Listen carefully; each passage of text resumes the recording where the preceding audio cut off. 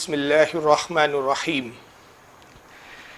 نحمدہ ونصلی علی رسولہ الکریم اما بعد فاعوذ باللہ من الشیطان الرجیم بسم اللہ الرحمن الرحیم قال اللہ تبارک و تعالی فی القرآن المجید والفرقان الحمید نرفع درجات من نشاء وفوق کل ذی علم علیم صدق اللہ العظیم صدق صادق المصدوق علیہ الصلاۃ والتسلیم ان اللہ وملائکتہ یصلون علی النبی یا ایہا الذین آمنوا صلوا علیہ وسلموا تسلیما اللہم صلی علی سیدنا مولانا شفیعنا وحبیبنا وطبیبنا ونبینا ومولانا محمد وعلی آلہ واصحابہ وبارک وسلم صلاۃ والسلام علیک یا رسول اللہ صلی اللہ تبارک و تعالی علیہ وسلم۔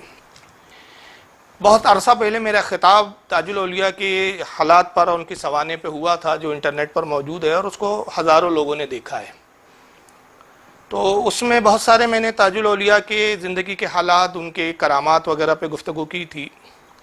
تو وہابی فرقہ جو ہمارے یہاں ہے وہ اس کی کوشش ہوتی ہے کہ کچھ ایسا مل جائے کہ جس پر وہ وبیلا مچائیں اور سنیوں کو بدنام کرے کہ دیکھو صاحب یہ سنیوں کے بریلیوں کے کتنے گندے اور بیہودہ عقیدے ہیں۔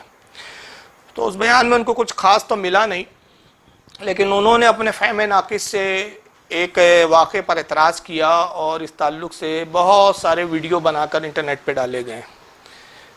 تو مجھ تک جو ویڈیو پہنچے اس پر تقاضا کر رہے تھے ہمارے احباب کہ اس کا جواب دیا جائے۔ حالانکہ میری عادت ہے کہ میں وہابیہ میں جو چھوٹے موٹے چنگو منگو لوگ ہوتے ہیں میں ان کو چنگو منگو بولتا ہوں، ان کا جواب دینا میں اپنی شان نہیں سمجھتا۔ میں بتاتا ہوں کہ وہ معاملہ کیا تھا، پہلے اس کو سن لے ورنہ آپ کے سمجھ میں نہیں آئیں گی یہ گفتگو کہ میں بول کے آ رہا ہوں۔ اصل میں معاملہ یہ ہوا کہ تاج الاولیاء کا میں نے ایک واقعہ بیان کیا تھا اپنے اس خطاب میں، اور اس وقت میرے ٹیبل پر وہ کتاب موجود ہے کہ جس کے حوالے سے میں نے یہ واقعہ بیان کیا تھا۔ یہ دیکھیں، یہ کتاب ہے، پاکستان سے چھپی ہے یہ کتاب۔ یہ الگ بات ہے کہ تاج الاولیاء کی ذات و شخصیت جو ہے وہ ناگپور سے تعلق رکھتی ہے، لیکن ولی جو ہے وہ اس علاقے تک محدود نہیں ہوتا، پوری دنیا میں اس کو جانا جاتا ہے، اس سے محبت کی جاتی ہے۔ تو پاکستان سے یہ حضرت تاج الاولیاء کے حالات پر کتاب چھپی تھی۔ یہ دیکھیں، یہ کتاب ہے جس کا نام ہے تاج الاولیاء۔ یہ لکھنے والے جو اس کے مصنف ہے یہ حضور سیدی اعلیٰ حضرت فاضل بریلوی رضی اللہ تعالیٰ عنہ کے شاگرد رشید، جن کا نام حضرت مولانا عبد الکریم صاحب تھا، گجرات سے تعلق رکھتے تھے یہ۔ تو اعلیٰ حضرت کی صحبت میں رہے اور حضور سیدی اعلیٰ حضرت سے انہوں نے علم حدیث، علم فقہ وغیرہ پڑھا اور قرآن کے بہترین قاری تھے۔ اعلیٰ حضرت کے ہی اشارے اور ایما پر جو ہے وہ ناگپور تشریف لائے اور پھر پوری زندگی انہوں نے تاج الاولیاء کی صحبت میں گزار دی، اور حضور تاج الاولیاء سے بڑی والہانہ محبت اور عقیدت تھی ان کو۔ بلکہ میں یہ کہوں کہ وہ فنا فی تاج تھے تو غلط نہیں ہوں گا، اور تاج الاولیاء بھی ان سے بڑی محبت کرتے رہے۔ چنانچہ حضرت سیدنا محمد بابا تاج الدین رحمۃ اللہ تعالیٰ علیہ نے ان کو، کیونکہ بڑے خوبصورت اور حسین و جمیل تھے، تو نام تو ان کا مولانا عبد الکریم تھا، لیکن حضور تاج الاولیاء نے محبت میں اور الفت میں ان کو جو نام دیا تھا وہ تھا یوسف شاہ تاجی۔ چنانچہ یوسف شاہ تاجی سے وہ مشہور ہوئے اور اسی نام سے پھر وہ جانے گئے، اور بہت کم لوگ پھر یہ نام اور یہ القاب جو تاج الاولیاء کا دیا ہوا تھا اتنا غالب آیا ان کی زندگی اور ان کی شخصیت پر کہ اب مولانا عبد الکریم کے نام سے لوگ ان کو اب زیادہ نہیں جانتے، یوسف شاہ تاجی کے نام سے زیادہ جانتے ہیں۔ تو انہوں نے سرکار تاج الاولیاء کی حالات زندگی پہ بڑی ضخیم کتاب لکھی، جیسے کہ آپ یہ دیکھ رہے ہیں۔ تو یہ آپ اس کی ضخامت دیکھ کے اندازہ لگا سکتے ہیں کہ کتنی ضخیم کتاب انہوں نے لکھی۔ تو اس کے اندر صفحہ نمبر 116 پر انہوں نے ایک واقعہ نقل کیا ہے، اور وہی واقعہ میں نے جو ہے اس کتاب کے حوالے سے بیان کیا تھا، جس پر پھر اعتراضات ہوئے۔ تو پہلے واقعہ سنیں پھر اعتراض سمجھ میں آئے گا۔ واقعہ یہ تھا کہ حضور تاج الاولیاء ایک مرتبہ سیتا برڈی کر کے ایک علاقہ ہے ناگپور میں، ابھی بھی اسی نام سے معروف ہے، وہاں ایک مسجد ہے، بڑی عالیشان مسجد ہے، ماشاءاللہ اہل سنت کی تھی، اہل سنت کی ہے، اور انشاءاللہ اہل سنت کی رہیں گی۔ تو سرکار تاج الاولیاء اس مسجد میں تشریف لے گئے، مغرب کا وقت تھا اور اذان ہو رہی تھی۔ تو اس وقت تاج الاولیاء پہنچے، اور جو بگی تھی آپ کی راجہ رگھوجی راؤ، جو آپ کا بڑا معتقد تھا، ایک غیر مسلم راجہ، تو راجہ رگھوجی راؤ نے وہ بگی جو ہے آپ کے لیے وقف کر دی تھی، اور راجہ نے ایک محل کا ایک حصہ بھی آپ کے لیے وقف کر دیا تھا، اسی میں حضور سیدی محمد سرکار تاج الاولیاء کا قیام ہوتا تھا۔ تو آپ بگی سے سیر فرمایا کرتے تھے نماز مغرب کے وقت، جب اس مسجد کے قریب پہنچے اور اذان ہو رہی تھی تو آپ نے فرمایا بگی روکو، ہم نماز مغرب پڑھیں گے۔ چنانچہ حضور تاج الاولیاء مسجد میں داخل ہوئی تو امام نے دیکھا کہ وقت کا اتنا بڑا ولی کامل مسجد میں آیا ہوا ہے تو بھائی میری کیا مجال کہ حضور تاج الاولیاء کے ہوتے ہوئے میں نماز پڑھاؤں. چنانچہ انہوں نے یہ کیا کہ سرکار تاج الاولیاء سے التماس کیا کہ حضور نماز آپ ہی پڑھائیں. تو حضور تاج الاولیاء کا جہاں تک معاملہ تھا، ان کے اگر حالات زندگی آپ پڑھیں گے تو دیکھیں گے کہ وہ ایک مجذوب شخصیت کے مالک تھے، اور حالانکہ وہ سالک بھی تھے لیکن زیادہ تر وقت جو ہوتا تھا ان پہ جو گزرتا تھا وہ جذب کی کیفیت میں گزرتا تھا وہ، اور ایک اپنے رنگ میں وہ اللہ کی یاد اور محبت میں بہت ہمہ وقت ڈوبے ہوئے ہوتے تھے. تو ایک جذبانی کیفیت ان پہ ہمہ وقت طاری رہتی تھی، اور وہی وقت تھا غالباً کہ جب وہ ان پر ایک کیفیت تھی. تو اس حالت میں آپ مصلی پر آئے اور آپ نے نماز پڑھانی شروع کی، اور پھر اللہ اکبر کہہ کر آپ نے جو ہے تکبیر پکاری، اور اس کے بعد پھر نماز جب شروع ہوئی تکبیر اولیٰ کے بعد، جی کیا کریں جی، تو بہرحال انہوں نے تکبیر اولیٰ کے بعد نماز جب شروع ہوئی تو قرأت فرمائی، سورت ملائی پھر سورہ فاتحہ کے بعد، اور جب رکوع کیا تو ایک رکوع، پھر رکوع، دو رکوع، تین رکوع، ایسے کئی مرتبہ رکوع کیا انہوں نے. پھر آپ نے سجدہ فرمایا تو کئی سجدے فرمائے، ایک نہیں بلکہ کئی سجدے کیے. اس طرح پہلی رکعت مکمل ہوئی، اور پھر دوسری رکعت میں بھی کچھ اسی طرح معاملہ رہا. پھر دوسری رکعت میں آپ قیام میں بیٹھے، اور کچھ دیر بیٹھنے کے بعد پھر اٹھ گئے. پھر تیسری رکعت میں آپ پھر بیٹھ گئے، اور پھر قیام تیسری رکعت میں جبکہ مغرب میں سلام پھیر دیا جاتا ہے لیکن آپ نے سلام پھیرنے کی بجائے پھر کھڑے ہو گئے اور چوتھی رکعت کے لیے کھڑے ہو گئے. اور اس میں بھی یہی ہوا کہ آپ نے کئی بار رکوع کیے اور کئی بار سجدے کیے، اور پھر چوتھی رکعت میں کافی دیر قاعدے میں بیٹھنے کے بعد جو ہے وہ آپ نے سلام پھیرا. تو جب یہ نماز ہو رہی تھی تو ظاہر ہے بڑی عجیب و غریب نماز تھی، اس سے پہلے اس طرح کی نماز لوگوں نے پڑھی نہیں تھی، تو لوگ بڑے حیرت زدہ ہوئے، اور کشمکش کا ایک معاملہ تھا. لوگ اپنے دل میں سوچ رہے تھے، الگ الگ لوگوں کی کیفیت تھی. کوئی یہ سوچ رہا تھا کہ بھائی یہ تو نماز ہی نہیں ہوئی، کیونکہ مغرب کی نماز اس طرح تو آج تک ہم نے نہ پڑھی ہے، نہ سنی ہے، نہ کسی کو پڑھتے ہوئے دیکھا ہے. اور کچھ لوگ وہ تھے جو حضور تاج الاولیاء کو چونکہ ولی جانتے تھے اور ولی مانتے تھے، اور سرکار تاج الاولیاء کی ولایت سے اچھی طرح سے واقف تھے. تو انہوں نے وہ خیال یہ کیا کہ نہیں، ایک اللہ کے ولی کی اقتداء میں ہم نماز پڑھ رہے ہیں، تو آج کی نماز تو بالکل یقیناً بالیقین یہ قبول ہے، تو ہم اپنی نماز کو تو دہرائیں گے نہیں، اور اسی نماز کو ہم جو ہے مقبول سمجھیں گے. لیکن وہ جو ایک طبقہ تھا جو یہ سوچ رہا تھا کہ عجیب و غریب نماز ہے، ایسی ہم نے نماز آج تک پڑھی نہیں. چنانچہ ہوا یہ کہ انہوں نے ارادہ کیا نمازی کے دوران کہ جیسی ان کی نماز ختم ہوں گی ہم دوبارہ اپنی نماز کو لوٹائیں گے اور صحیح طریقے سے ہم نماز پڑھیں گے. بہرحال غرض کے انہوں نے ایک طبقہ، آدھے لوگ اٹھ گئے اور آدھے لوگ بیٹھے رہے اور انتظار کرتے رہے کہ حضور تاج الاولیاء دعا فرمائے، لیکن آپ مصلی پہ بیٹھے رہے اور آپ نے دعا نہیں کی. اور پھر یہ ہوا کہ وہ لوگ جن کے دل میں خیال اور یہ گمان چل رہا تھا اور یہ تخیلات کے اندر وہ غوطہ زن تھے کہ نماز نہیں ہوئی، تو انہوں نے یہ کیا کہ پھر اٹھے اور انہوں نے نماز لوٹائی. جب وہ نماز لوٹا چکے تو بس تبھی سرکار تاج الاولیاء اٹھے، اور اٹھنے کے بعد آپ جو ہے وہ دروازے کی طرف چلتے تو ان لوگوں نے گھیر لیا آپ کو اور کہا کہ حضرت مانا کہ آپ اللہ کے ولی ہیں، ہم آپ کو ولی جانتے ہیں، مانتے ہیں، آپ کی کرامت ہے ہم نے آنکھوں سے دیکھی ہم نے، اور بڑے بڑے علماء آپ کو اللہ کا ولی جانتے ہیں، لیکن حضور یہ کیسی نماز آپ نے پڑھائی؟ ہم نے تو آج تک ایسی نہ نماز پڑھی، نہ سنی، نہ دیکھی، تو یہ نماز تو ہماری سمجھ میں نہیں آئی. تو حضور تاج الاولیاء پر ایک وجدانی کیفیت طاری ہوئی، ایک سرور، ایک کیف تھا ان کے اوپر طاری. اسی عالم جذب میں آپ نے مسکرا کے ارشاد فرمایا ہو جی بابو. یہ حضرت کا انداز تھا، ہو جی بابو، ہو جی حضرت، اس طرح وہ جملے کہا کرتے تھے. تو ارشاد فرمایا کہ ہو جی بابو، جیسا کتاب میں لکھا تم ویسی نماز پڑھتے، اور جیسا کتاب والا بولتا تاج الدین ویسی نماز پڑھتا ہے. تو بہرحال یہ واقعہ یہاں ختم ہو گیا، اور یہاں تاج الاولیاء نے بتایا کہ ہم عام ولیوں میں نہیں ہیں، ہمارا معاملہ یہ ہے کہ ہم اللہ کے احکام اور اللہ کے الہامات پر بھی عمل کرتے ہیں. اس پر جب یہ تقریر نیٹ پر آئی تو وہابیوں کو بڑا بخار آیا کہ یا اللہ، فاروق رضوی نے یہ کیا بول دیا. ارے بھائی میں نے تو واقعہ بیان کیا، تو مجھ پہ کیا حکم لگاؤں گے آپ؟ اب رہ گئے کہ تاج الاولیاء پہ حکم لگاؤں گے، تو تمہاری اوقات نہیں ہے کہ تم ہمارے سامنے بیٹھ کے مناظرہ کر لو، تو حکم کیا لگاؤں گے تم اللہ کے ولی پر؟ ایک عرصہ ہو گیا کہ ان کے بغیرت مولویوں کو ہم چیلنج پہ چیلنج کر رہے ہیں، لیکن یہ مولوی آتے نہیں ہیں.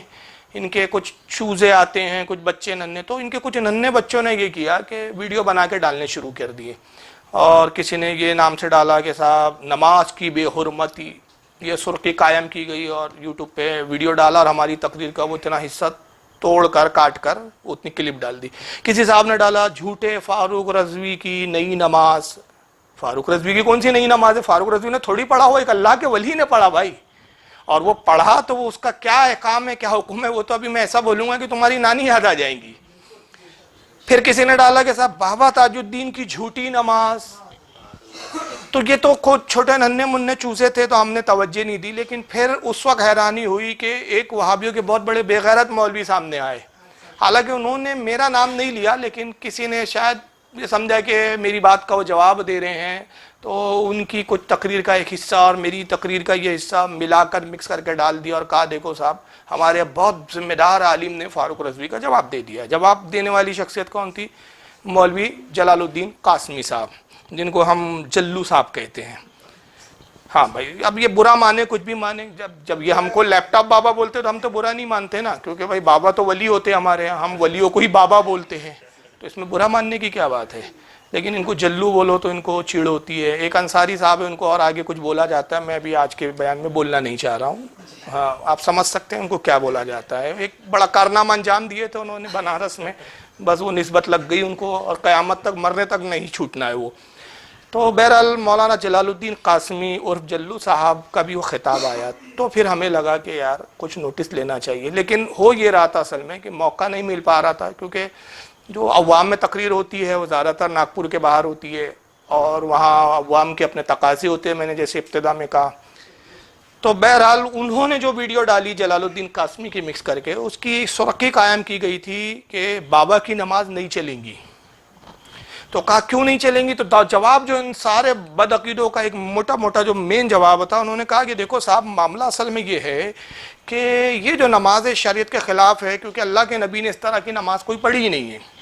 اور حضور صلی اللہ علیہ وسلم کی حدیث پاک ہے صحیح بخاری کتاب الاذان کے اندر حدیث نمبر 631، صحیح بخاری کتاب الاذان حدیث نمبر 631 کے تحت یہ حدیث آئی. بڑی مشہور حدیث ہے، باہر آپ نے سنا ہوا کہ آقا صلی اللہ علیہ وسلم ارشاد فرماتے صلو کما رأیتمونی اصلی، یعنی آقا فرماتے کہ نماز ایسی پڑھو جیسے مجھے پڑھتا ہوا دیکھتے ہو.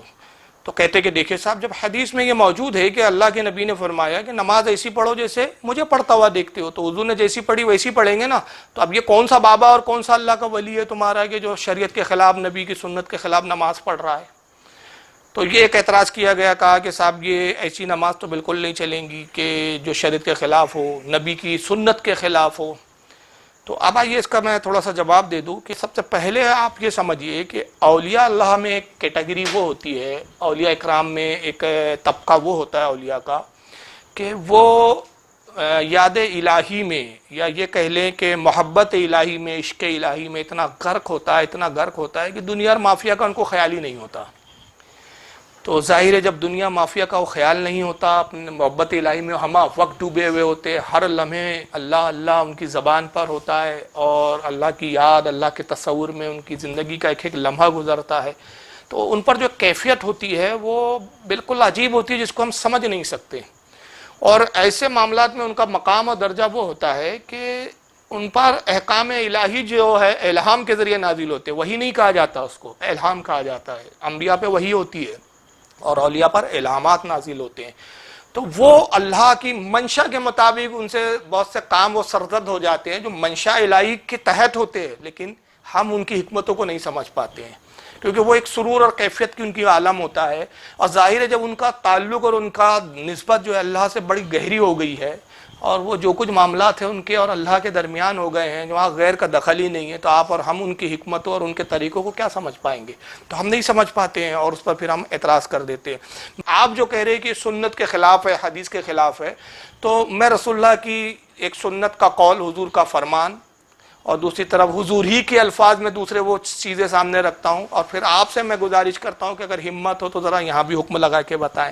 اگر آپ کہتے کہ نہیں اس طرح کا کوئی اولیاء کا طبقہ نہیں ہوتا، یہ سب لفظوں سے کھیل رہے ہیں، آپ محبت الہی میں ڈوبے ہوتے اور یہ ہوتا ہے وہ ہوتا ہے، سب لفظوں سے کھیل رہے ہیں صاحب، ایسا کچھ نہیں ہوتا. تو آئیے میں آپ کو بتاؤں کہ ایک بڑی مشہور حدیث ہے، آپ نے سنا ہوگا، بارہا سنا ہوگا، بارہا زبان پہ ہوتی ہے. میں حوالہ دیتا چلوں کہ صحیح مسلم کے اندر وہ حدیث ہے، اور الحمدللہ یہاں جتنے میں حوالے دے رہا ہوں ساری کتابیں موجود ہیں، چلیے دیکھ لیجئے۔ صحیح مسلم میرے پاس ہے، دارالسلام کی چھپی ہوئی، یہ ہم نے نہیں چھاپا ہے بھائی، انہی کے گھر کی چھپی ہوئی ہے۔ میں سارے حوالے انہی کے گھر کی چھپی ہوئی کتابوں کے دوں گا، ہمارے اپنے مکتب بریلی مکتب فکر کے اداروں کی چھپی ہوئی کتابوں کے کوئی حوالے نہیں دیے جائیں گے۔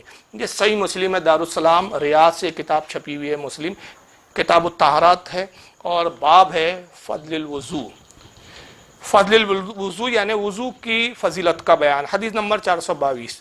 تو الفاظ حدیث یہ ہے کہ امام مسلم نقل کرتے ہوئے کہتے ہیں قال رسول اللہ صلی اللہ علیہ وسلم، اللہ کے نبی اللہ کے رسول صلی اللہ علیہ وسلم نے ارشاد فرمایا وَالطُّہُورُ شطر الایمان، اور ایک روایت میں یہ بھی لفظ آیا ہے الطہور نصف الایمان، کہ پاکیزگی آدھا ایمان ہے، یعنی پاک صاف آپ رہیں، صاف ستھرے رہیں، پاکیزگی کے ساتھ رہیں، تو یہ کیا ہے آپ کا آدھا ایمان ہے۔ اور جو شخص نے پاکیزگی کا خیال نہیں رکھا تو گویا اس نے کیا کیا، آدھے ایمان کو چھوڑ دیا۔ اب یہ حدیث قائم ہے بھائی، مسلم میں ہے، پھر مسلم کے علاوہ یہ حدیث ترمذی میں بھی ہے۔ دیکھیے ترمذی بھی ہمارے پاس اس وقت رکھی ہوئی ہے، میں جتنے حوالے دے رہا ہوں میں ان میں سے نہیں ہوں، ہم لوگ پی ڈی ایف محققین نہیں ہے صاحب، ہم جب تک ہارڈ کاپی ہاتھ میں ہوتی نہیں ہم حوالہ نہیں دیتے نہیں۔ یہ ترمذی کے بھی انہی کے یہاں کی چھپی ہوئی ہے۔ بہرحال ترمذی کتاب الدعوات حدیث نمبر 3519 میں بھی حدیث آئی ہے۔ امام عبدالرزاق نے بھی حدیث کو المصنف میں لایا ہے، جلد نمبر 11 صفحہ 296، حدیث نمبر 20582۔ مسند احمد بھی ہے، مسند احمد بھی رکھی ہوئی ہے سامنے ہی ہے، مسند احمد میں بھی یہ حدیث آئی ہے حدیث نمبر 18287 میں۔ امام دارمی نے بھی اس حدیث کو لایا، یہ دارمی ہے المسند الجامع کے نام سے، لیکن مشہور اس کو دارمی کے نام سے بولا جاتا ہے، حالانکہ اس کا اصل نام کیا ہے، کتاب المسند الجامع، یہ اصل نام ہے، لیکن عام طور پہ ہم اس کو کیونکہ امام دارمی نے لکھی تو ان کی نام کی نسبت سے اس کتاب کو کہا جاتا ہے سنن دارمی ہے۔ بہرحال یہ دارمی میں بھی حدیث موجود ہے، حدیث نمبر 679۔ امام طبرانی نے بھی اس کو لایا اپنی کتاب الدعا کے اندر، ان کی کتاب ہے جس کا نام ہے الدعا، حدیث نمبر 1734 کے تحت۔ اب یہ حدیث آپ کے ذہن میں ہے کہ اللہ کے نبی نے کیا فرمایا کہ پاکیزگی کیا ہے، آدھا ایمان ہے، دھیان میں رکھیں۔ اب آئیے ذرا بخاری شریف مسند احمد دیکھیں آپ، دیکھیں یہ ہے مسند احمد، اس کی حدیث نمبر 11893۔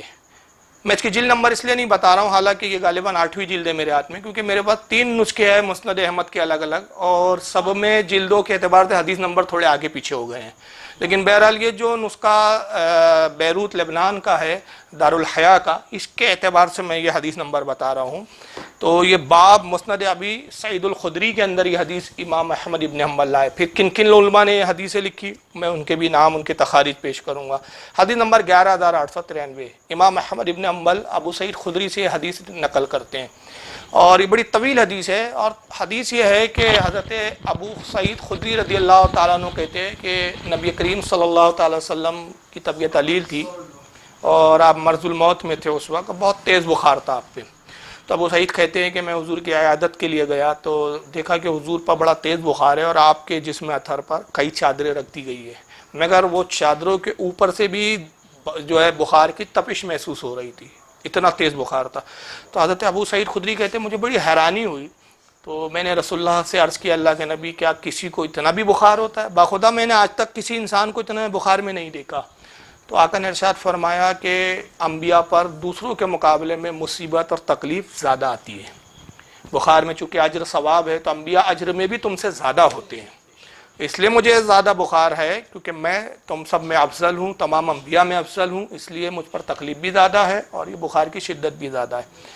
تو اس کے بعد حضرت ابو سعید کہتے ہیں کہ میں نے عرض کیا کہ یا رسول اللہ سب سے زیادہ مصیبتیں کن پر آتی ہے، کون لوگ ہیں جن پہ مصیبتیں زیادہ آتی ہیں اور جن کا اجر بھی زیادہ ہوتا ہے؟ تو نبی نے کیا فرمایا، یہ میں بس حدیث کا وہ حصہ پڑھ رہا ہوں۔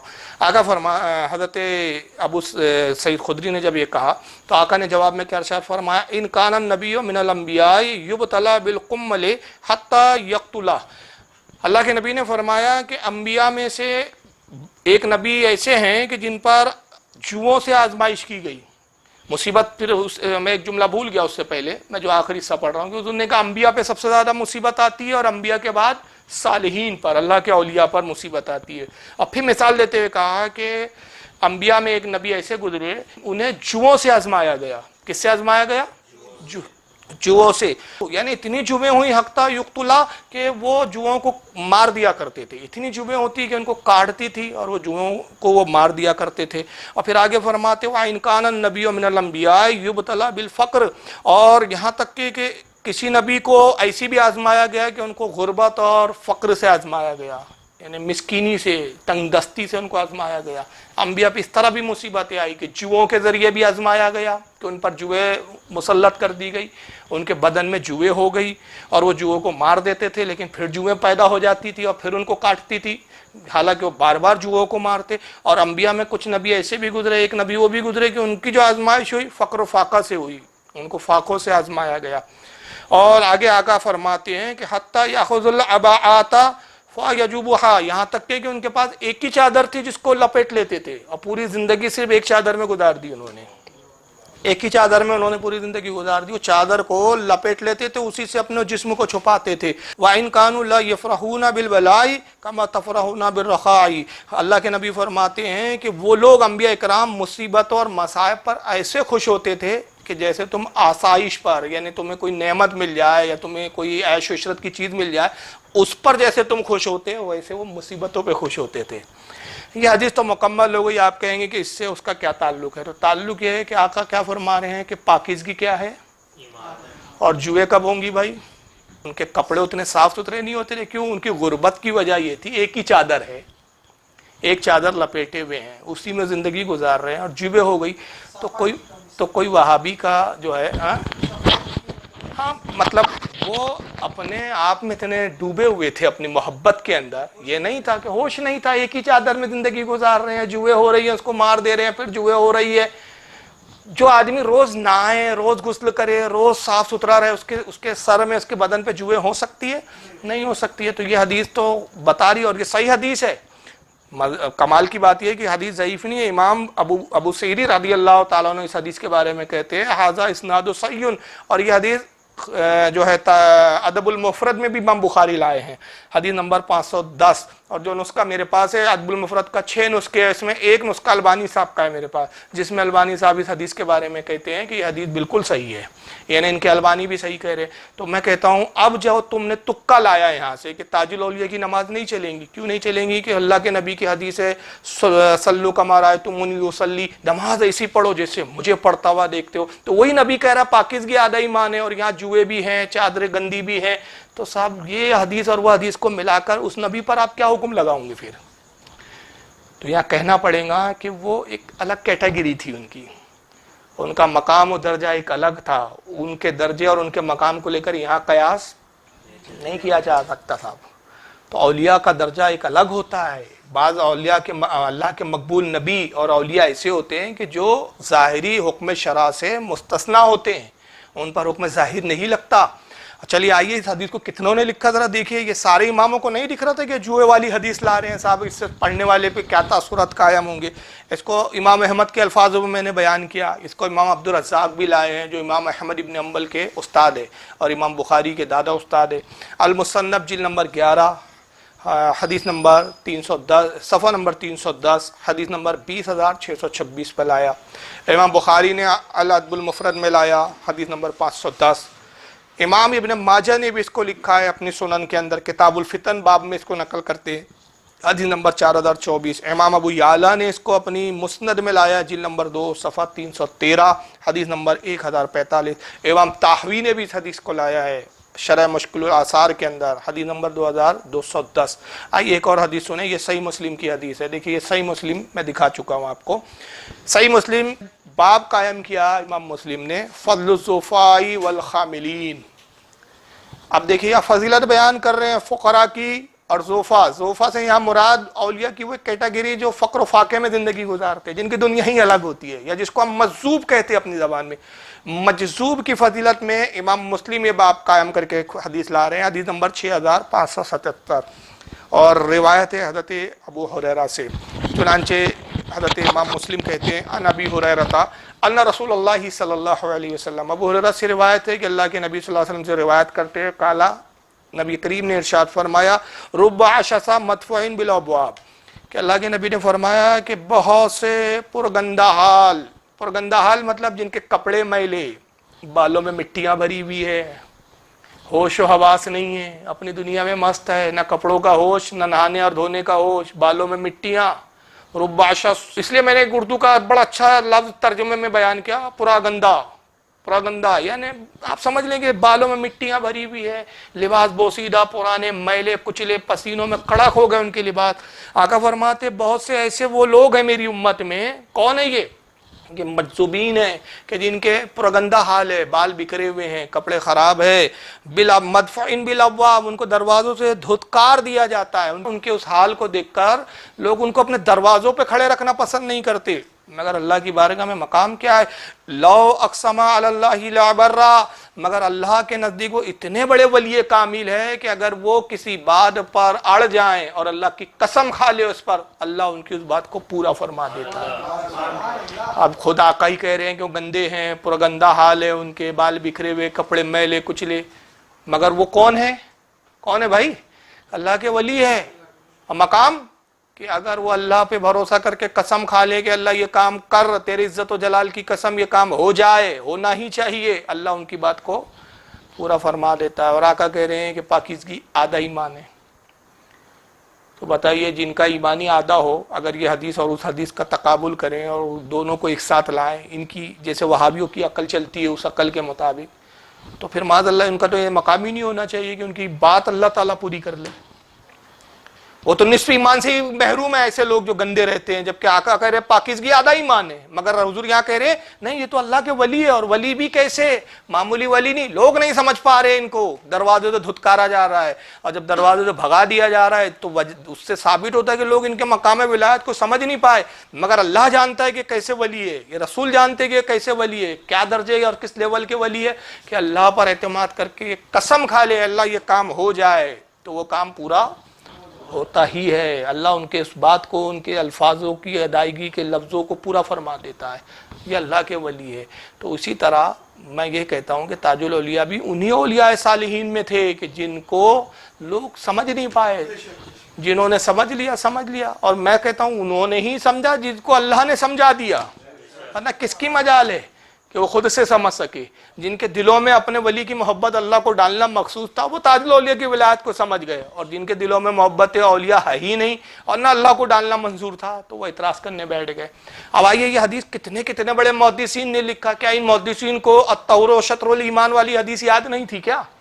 کہ یہ حدیث اولیاء کس فضیلت میں لا رہے ہیں، فضل الضعفاء والحاملین کے اندر امام مسلم لا رہے ہیں. اس حدیث کو امام ترمذی کتاب المناقب میں لا رہے ہیں. مناقب کے معنی کیا ہوتے ہیں بھائی؟ فضیلت کا بیان. تو یہ جو پرگندہ لوگ ہیں، گندے سندے رہنے والے، ان کے مناقب ہے جس کو امام ترمذی کتاب المناقب میں لا رہے ہیں اس حدیث کو. حدیث نمبر 3854 پہ لایا. حضرت امام بزار نے اس کو مسند البزار میں لایا، جلد 13 صفحہ نمبر 97، حدیث نمبر 6459. اسی حدیث کو امام طحاوی نے شرح مشکل الاثار کے اندر لایا، جلد 2 صفحہ 292، حدیث نمبر 674. امام حکیم ترمذی نے اس کو اپنے حدیث کی کتاب نوادر الاصول کے اندر جلد 6 صفحہ 334، حدیث نمبر 1473 پر لایا. اسی حدیث کو امام ابن حبان نے اپنی صحیح کے اندر حدیث نمبر 6483 کے تحت لایا. اس کو امام طبرانی لائے معجم الاوسط میں. دیکھیے معجم الاوسط یہاں رکھی ہوئی ہے، شکل بھی دیکھ لو، پتہ نہیں وہابیوں نے اس کی شکل دیکھی بھی ہے کہ نہیں، کہ معجم الاوسط بھی کیسے ہوتی ہے. تو طبرانی معجم الاوسط جلد 1 صفحہ 264 حدیث نمبر 861 پر لے کر آئے ہیں. امام حاکم المستدرک میں لائے اس حدیث کو، جلد 4 صفحہ 364 حدیث نمبر 7932. امام بہقی اس کو شعب الایمان کے اندر لائے ہیں، جلد 7 صفحہ 331 اور حدیث نمبر 10482. امام منذری اس کو اپنی کتاب الترغیب والترہیب حدیث نمبر 4815 پہ لائیں. امام حیثمی اس کو مجمع الزوائد جلد 10 صفحہ 337 حدیث نمبر 17922 پر لائے ہیں. میں نے کل یہاں تقریباً 11 حوالے دیے ہیں، اور بھی حوالے ہیں، لیکن 11ویں کی نسبت سے، کیونکہ 11ویں کا عدد سرکار غوث اعظم کا ہے، بات ولیوں کی ہو رہی ہے، تو 11 پہ میں رک گیا ہوں. آئیے امام طبرانی کی معجم الاوسط، اس کے اندر اب اس سے میں ایک حدیث پڑھ رہا ہوں. معجم الاوسط جلد 1 صفحہ 392 حدیث نمبر 861. حضرت انس سے روایت ہے. کیا روایت ہے؟ عن انس رضی اللہ عنہ قال حضرت انس رضی اللہ تعالیٰ عنہ سے روایت ہے، کہتے ہیں سمعت رسول اللہ صلی اللہ علیہ وسلم یقول، کہ میں نے اللہ کے نبی صلی اللہ تعالی وسلم کو کہتے ہوئے سنا کہ میرے آقا نے فرمایا رب عشسا اغبر ذی تمرین مصفحن عن ابواب الناس لو اقسم علی اللہ لابرا۔ آقا فرماتے کہ بہت سے بکھروئے بالوں والے، دیکھیں یہاں لفظ بالوں کے ساتھ آیا ہے پورا، رب عشس یعنی بکھرے ہوئے بال، بالوں میں مٹیاں بھری ہے، گندے سندے ان کے بال ظاہری طور پر۔ آقا فرماتے بہت سے بکھرے بالوں والے، اور پھر اخبر، ان کا حال کیا ہے؟ اخبر غین سے ہے، یعنی ان کا حال یہ ہے کہ چہرے ان کے گرد آلو، چہرے بھی دیکھو تو مٹی سے بھرے ہوئے ہیں، مٹی کے گرد آلو چہرے ہیں ان کے۔ ظاہر میں آپ دیکھو گے تو ان کے چہرے کو دیکھ کر آپ تصور بھی نہیں کر سکتے کہ یہ ولی ہو سکتے ہیں، کہ بال ان کے بکھرے ہوئے، مٹی میں بھرے ہوئے، چہرے گرد آلود ہیں ان کے۔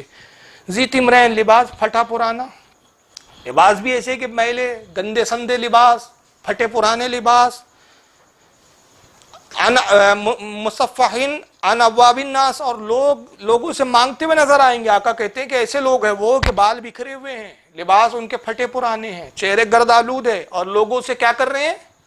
مانگ رہے ہیں، بظاہر بھکاری دکھ رہے ہیں۔ کیوں؟ یہ مانگ اس لیے نہیں رہی کہ ان کے پاس طاقت و قوت نہیں ہے، یہ اپنی ولایت کو چھپانے کے لیے جاتے ہیں لوگوں کے دروازوں پہ، کہ بھائی ہم تو عام ہی لوگ ہیں، مگر اللہ جانتا ہے کہ اللہ کے ولی ہے۔ اور آقا پھر وہی جملے فرماتے ہیں کہ دروازوں پہ مانگتے ہوئے تمہیں نظر آئیں گے، لباس ان کے پھٹے پرانے دکھیں گے، بال بکھرے ہوئے نظر آئیں گے، مگر رب کی بارگاہ میں ان اولیاء کا مقام کیا ہے؟ لو اقسم علی اللہ لابرا، کہ اللہ پر بھروسہ کر کے کسی بات پر قسم کھا لے، اللہ ان کی بات کو پورا فرما دے۔ دیکھیں یہاں بھی کتنے وضاحت کے ساتھ حضور نے کہا لباس کیسے ہیں ان کے؟ گندے، بال کیسے ہیں؟ بکھرے ہوئے، چہرے کیسے ہیں؟ دھول مٹی سے اٹے ہوئے۔ اور دوسری حدیث پھر یاد کیجئے، الطہور شطر ایمان، کیا اس حدیث کے تحت ان پر حکم لگائیں گے کہ یہ پھر ولی کیسے کہ جن کا آدھا ایمان غائب ہے؟ تو یہ ماننا پڑے گا کہ یہ اولیاء کا ایک طبقہ ہی الگ ہے بھائی، ظاہری حکم ان پر نہیں لگتے، یہ ظاہری ہوش و حواس والے لوگوں پر لگائے جاتے ہیں۔ جو مجذوبین کا طبقہ ہوتا ہے، جو محبت الہی میں غرق ہے، ڈوبے ہوئے، ان پر کوئی حکم نہیں لگتا۔ اور یہ حدیث جو ہے امام طبرانی کی جو معجم الاوسط میں، یہ صحیح حدیث ہے۔ معجم الاوسط کہ میں نے حوالہ دیا ہے، جلد 1 صفحہ 392، حدیث نمبر 861۔ امام منصری نے اس حدیث کو نقل کیا الترغیب والترہیب حدیث نمبر 4816 پر، اور امام منذری فرماتی اس حدیث کو لکھ کے رواہ الطبرانیوں، اس کو امام طبرانی نے بیان کیا، ورواۃہ رواۃ صحیح، اور ان کی یہ روایت صحیح روایت ہے۔ کہتے ہیں کہ یہ ضعیف روایت نہیں ہے، مطلب وہابیوں کا یہ پھنڈا بھی یہاں ختم ہو جائے گا کہ کل چیخ پڑیں گے کہ نہیں ضعیف ہے، کیونکہ جب ان کو کوئی جواب نہیں سوچتا بیچاروں کو تو یہ ضعیف کرا گلاپتے۔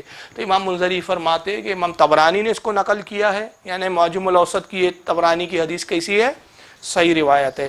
امام حیثمی بھی اس کو اپنی کتاب مجمع الزوائد جلد نمبر 10 صفحہ 466 حدیث نمبر 17918 پہ لایا، اور امام حیثمی بھی فرماتے ہیں رجالہ رجال صحیح، اس حدیث کے جتنے رجال اور راوی ہیں سب صحیح حدیث کے راوی ہیں۔ آئیے اب ایک آخری اور مقام ان مجذوبین کا دیکھ لیں کہ ان کا مقام کیا ہے، یہ کس کیٹیگری کے اولیاء اکرام ہیں۔ چنانچہ اس حدیث کو امام ترمذی لائے ہیں، جامع ترمذی، ہاں یہ دیکھیں یہ جامع ترمذی، یہ بھی انہی کے یہاں کی چھپی ہوئی ہے، بیچارے صرف چھاپ رہے ہیں، پڑھ کچھ نہیں رہے ہیں، سمجھ کچھ نہیں رہے ہیں، اس لیے کہ بے عشق محمد پڑھتے ہیں۔ یہ بخاری آتا ہے، بخاری ان کو بخاری نہیں آتی، جب بخاری نہیں آتی تو ترمذی کیا آئیں گی؟ یہ تو بات کی کتاب ہے نا، پہلی چیز نہیں سمجھ پائے تو دوسری کیا سمجھ پائیں گے؟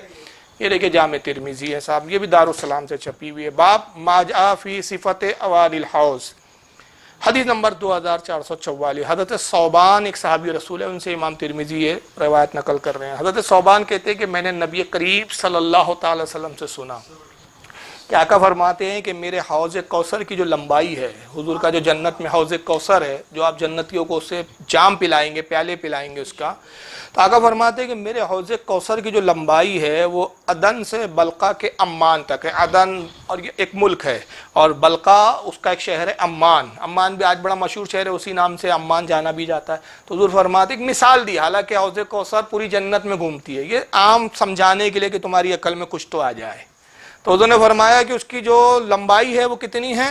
عدن سے بلقا جو شہر ہے، اس کا بلقا جو ملک ہے، اس کا جو ایک شہر ہے عمان، وہاں تک اس کی لمبائی ہے۔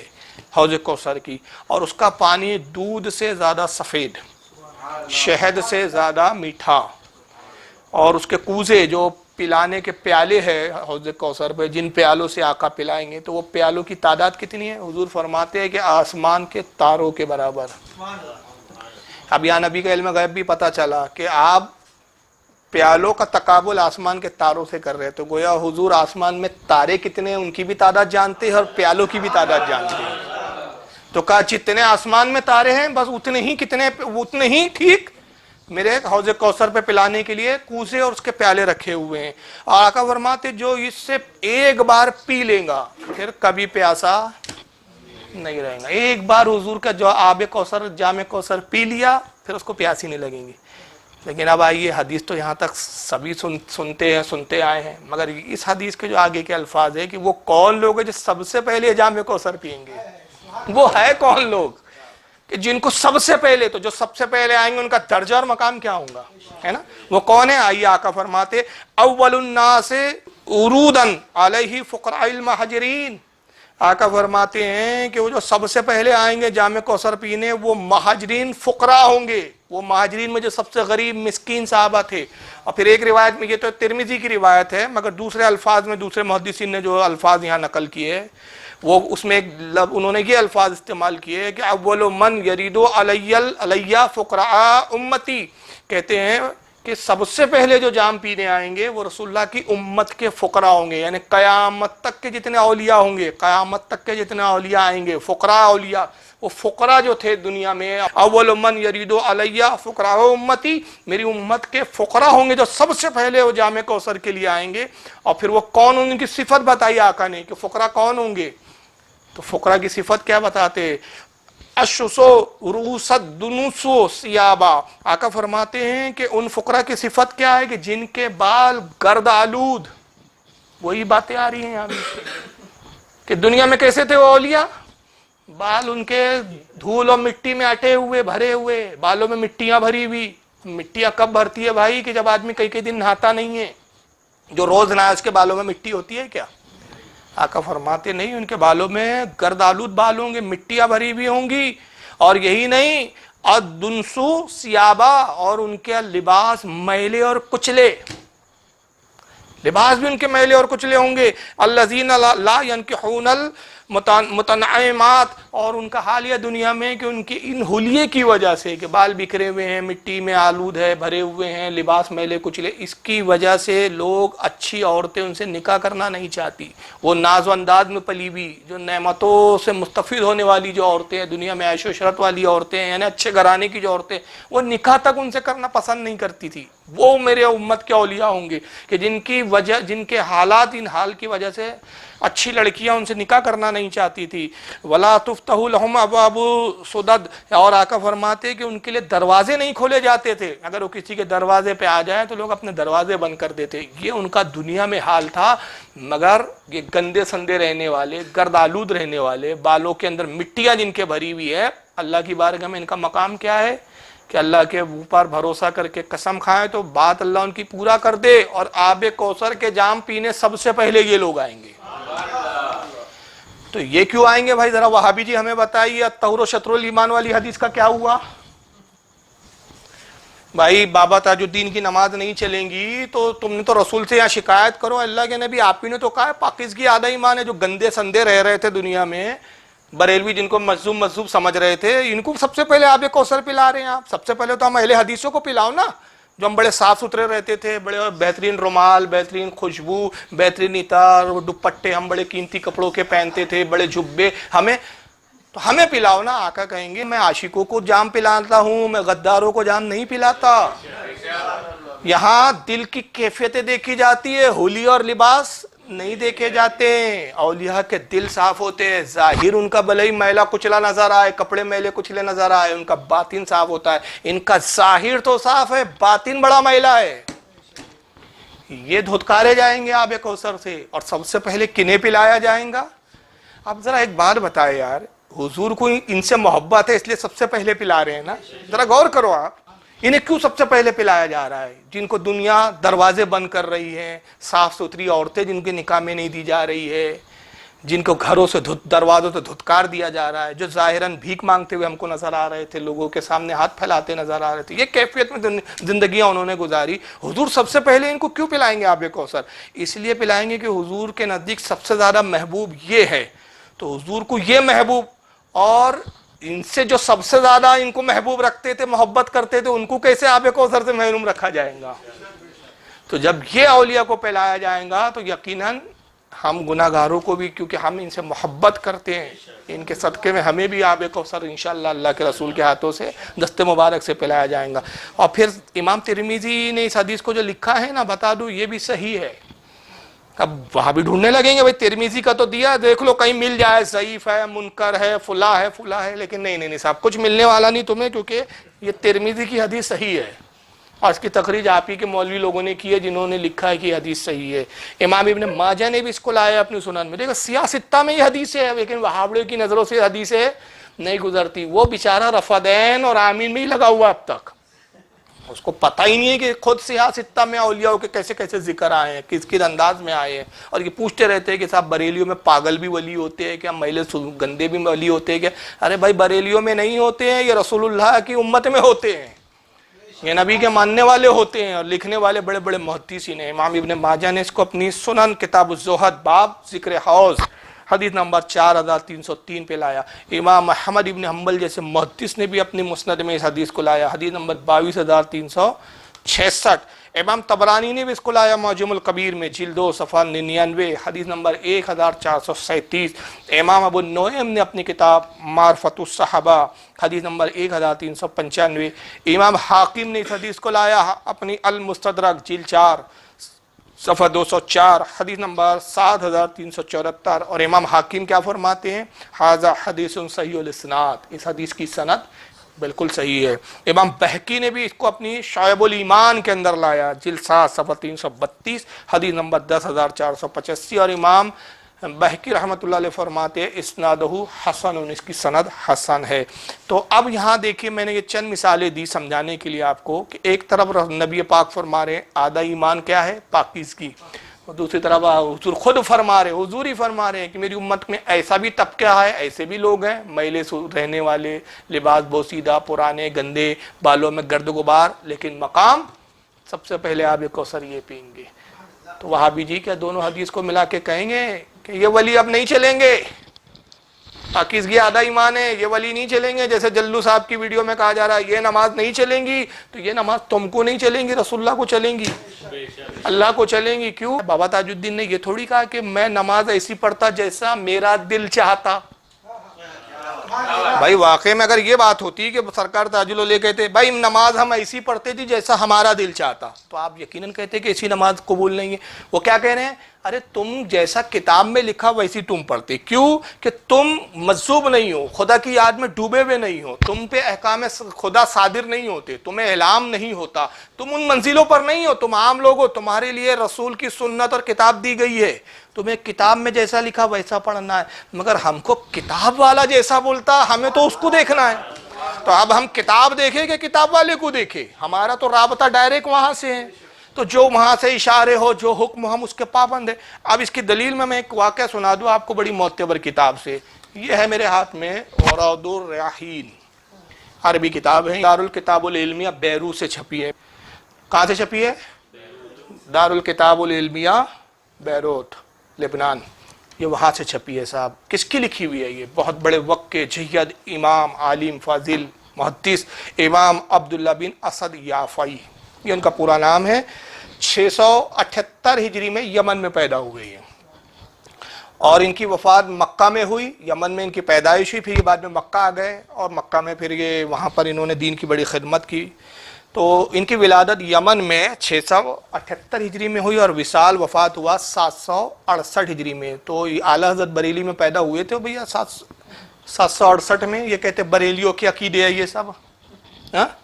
ابھی یہ اماموں کے عقیدے ہیں، ان محدثین کے عقیدے ہیں کہ جن کو تمہارے باپ دادا بھی محدث مانتے ہوئے آ رہے ہیں.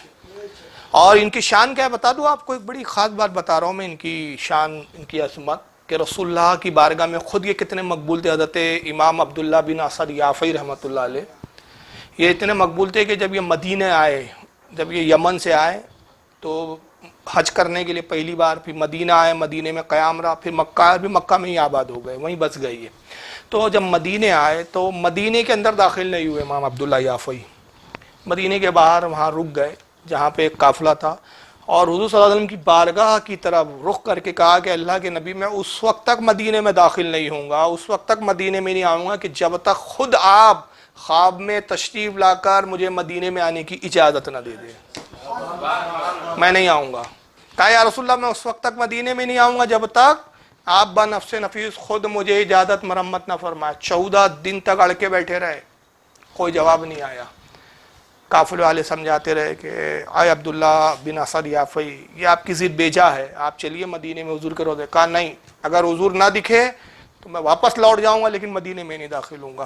علماء فرماتے ہیں کہ 14 دن کے بعد حضور صلی اللہ علیہ وسلم بنفس نفیس ان کے خواب میں تشریف لائے، خواب میں زیارت ہوئی، اور صرف زیارت ہی نہیں ہوئی، آقا نے کہا کہ عبداللہ تم بڑے ضدی نکلے، لو اب میں خود تشریف لایا ہوں، اور تمہارا یہ انداز مجھے اتنا پسند آیا کہ میں وعدہ کرتا ہوں کہ جنت میں میں قیامت میں تمہاری شفاعت بھی کروں گا اور جنت میں تمہارا رفیق رہوں گا، یعنی میرے پڑوس میں تم میرے ساتھ رہوں گے۔ یہ مقام رسول اللہ نے عطا کیا۔ پھر مدینے میں داخل ہوئے اور حضور ہی کے حکم و اجازت سے پھر مکہ میں آئے اور وہاں دین کی خدمت کی۔ ان کے حالات زندگی کیسے لوگوں نے لکھی، اب ذرا حال سن لو۔ یہ واقعہ لکھنے والے ان کے حالات پر کون ہے؟ امام عسقلانی۔ اب امام عسقلانی کی محدثانہ صلاحیتوں پر کس کو شک ہے بھائی؟ فتح الباری جیسی کتاب ان کی، اس کے بعد کتنی کتابیں، تقریب التہذیب، تہذیب التہذیب، دنیا بھر کی انہوں نے جرح و تعدیل پہ کتابیں لکھی۔ جو ان کا مقام ہے محدث کے درجے میں اور جرح و تعدیل کے جو عظیم امام مانے جاتے ہیں، انہوں نے اپنی کتاب الدرار الکامنہ، اس کے اندر جلد نمبر 2 صفحہ 247 سے لے کر صفحہ 249 تک ان کے حالات لکھے ہیں۔ امام حماد بن حنبلی، یہ بھی بہت بڑے امام، یہ سب امام ہیں جنہوں نے ان کے حالات پہ یہ سب کلام کیا ہے۔ امام ابن حماد حنبلی رحمۃ اللہ تعالیٰ نے اپنی کتاب شجار الذہب جلد نمبر 8 صفحہ نمبر 362 سے لے کر 364 تک ان کے حالات یہ سب بیان کیے۔ امام ابن رافع نے اپنی کتاب الوفیات جلد 2 صفحہ 313 سے لے کر 314 تک ان کے حالات نقل کیے۔ خود غیر مقلدین کے بڑے مسلم علامہ ابن قیم جوزیہ، ابن قیم جوزیہ نے بھی ان کا تذکرہ کیا ہے صاحب، ان کی کتاب ہے مفتاح دار السعادہ جلد نمبر 1 صفحہ 217۔ علامہ اسنوی رحمۃ اللہ علیہ بہت بڑے عالم محدث گزرے، انہوں نے طبقات الشافیہ کے اندر جلد نمبر 2 صفحہ 579 سے لے کر صفحہ 583 تک ان کا ذکر کیا۔ اور حضرت امام عبد الرحمن جامی رحمۃ اللہ علیہ جو ایک صوفی بزرگ اور امام گزرے ہیں، اپنی مشہور زمانہ کتاب جس کا نام ہے نفحات الانس صفحہ نمبر 609 سے لے کر 610 تک لکھا۔ بہرحال میں نے یہ اب جن کی میں کتاب کا تذکرہ کر رہا ہوں تو پہلے ان کی ثقافت پر میں نے گفتگو کی ہے کہ لکھنے والے کیسے عالم ہیں، کہ ان کے حالات، ان کی ثقافت پر اتنے بڑے عالموں نے، محدثین نے کلام کیا ہے اور ان پہ گفتگو کی ہے اور ان کی تعریف و توصیف بیان کی ہے۔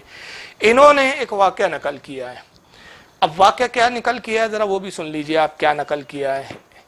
یہ اپنی کتاب روض الراحین صفحہ نمبر 119 اس کے اوپر نقل کرتے ہیں کہ اولیاء اکرام میں ایک بہت بڑے وقت کے ولی کی ملاقات خضر علیہ السلام سے ہو گئی۔ تو جناب خضر علیہ السلام نے سے انہوں نے پوچھا، وہ بزرگ نے حضرت خضر سے انہوں نے سوال کیا کہ اے خضر یہ بتائیے آپ تو اللہ کے بڑے بڑے ولیوں سے ملاقات کرتے ہیں، زمانے دراز سے کئی انبیاء کے دور میں رہے، آپ ہر نبی کے دور کے اولیاء سے ملاقات کرتے رہے، حضور کے امت کے بھی اولیاء کو آپ نے دیکھا ہے، میں تفصیل سے بتا رہا ہوں، انہوں نے واقعہ مختصر لکھا ہے لیکن مفہوماً میں یہ پوری بات بیان کر رہا ہوں۔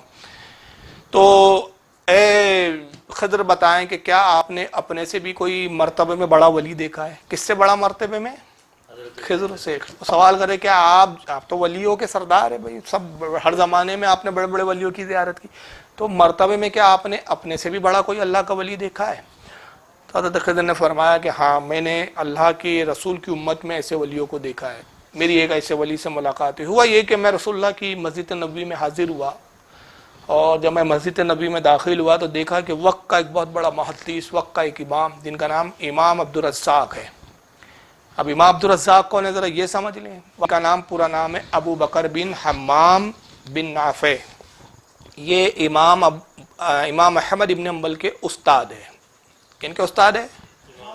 امام عبد الرزاق جو واقعے میں جن کا بھی ذکر آ رہا ہے، یہ امام احمد ابن حنبل کے استاد ہے، اور امام بخاری کے یہ اور امام مسلم کے دادا استاد ہو گئے، اور یمن میں یہ رہتے تھے۔ ان کی ولادت 136 ہجری میں ہوئی۔ دیکھیے رسول اللہ سے کتنا قریب کا دور ہے ان کا، 136 ہجری میں یہ پیدا ہوئے یمن میں، اور ان کا وصال 211 ہجری کے اندر ہوا۔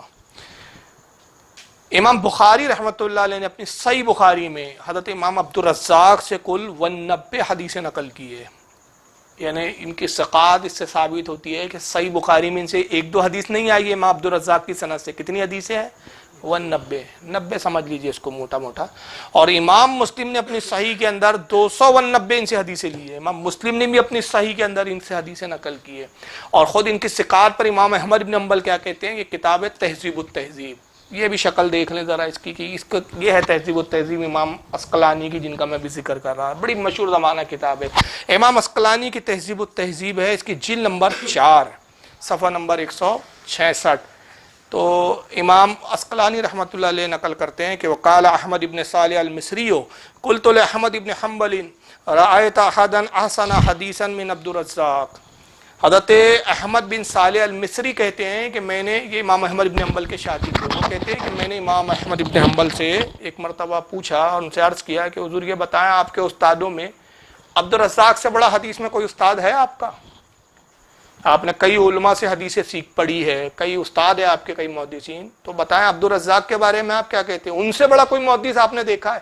تو اگر امام احمد بن حنبل کے نزدیک امام عبد الرزاق سے بڑا کوئی محدث ہوتا تو جواب وہ کیا دیتے؟ نہیں بھائی، ان سے بھی بڑے بڑے محدث تھے جن سے میں نے علم پڑھا۔ وہ نہیں فرمایا، بلکہ کیا فرمایا؟ قال اللہ، فرمایا نہیں، میں نے جتنے استادوں سے پڑھا اس میں عبد الرزاق سے بڑا محدث میں نے نہیں دیکھا۔ اور یہی وہ عبد الرزاق ہے جنہوں نے رسول اللہ کے نور ہونے پر حدیث لائی ہے۔ انشاءاللہ اس پر کبھی ایک مستقل تحقیقی بیان کریں گے ہم انشاءاللہ۔ یہی وہ عبد الرزاق ہے جنہوں نے اپنی سند سے رسول اللہ کے نور ہونے پر، اور سب سے پہلے حضور کی تخلیق ہوئی، اس پر حدیثیں جمع کی ہے۔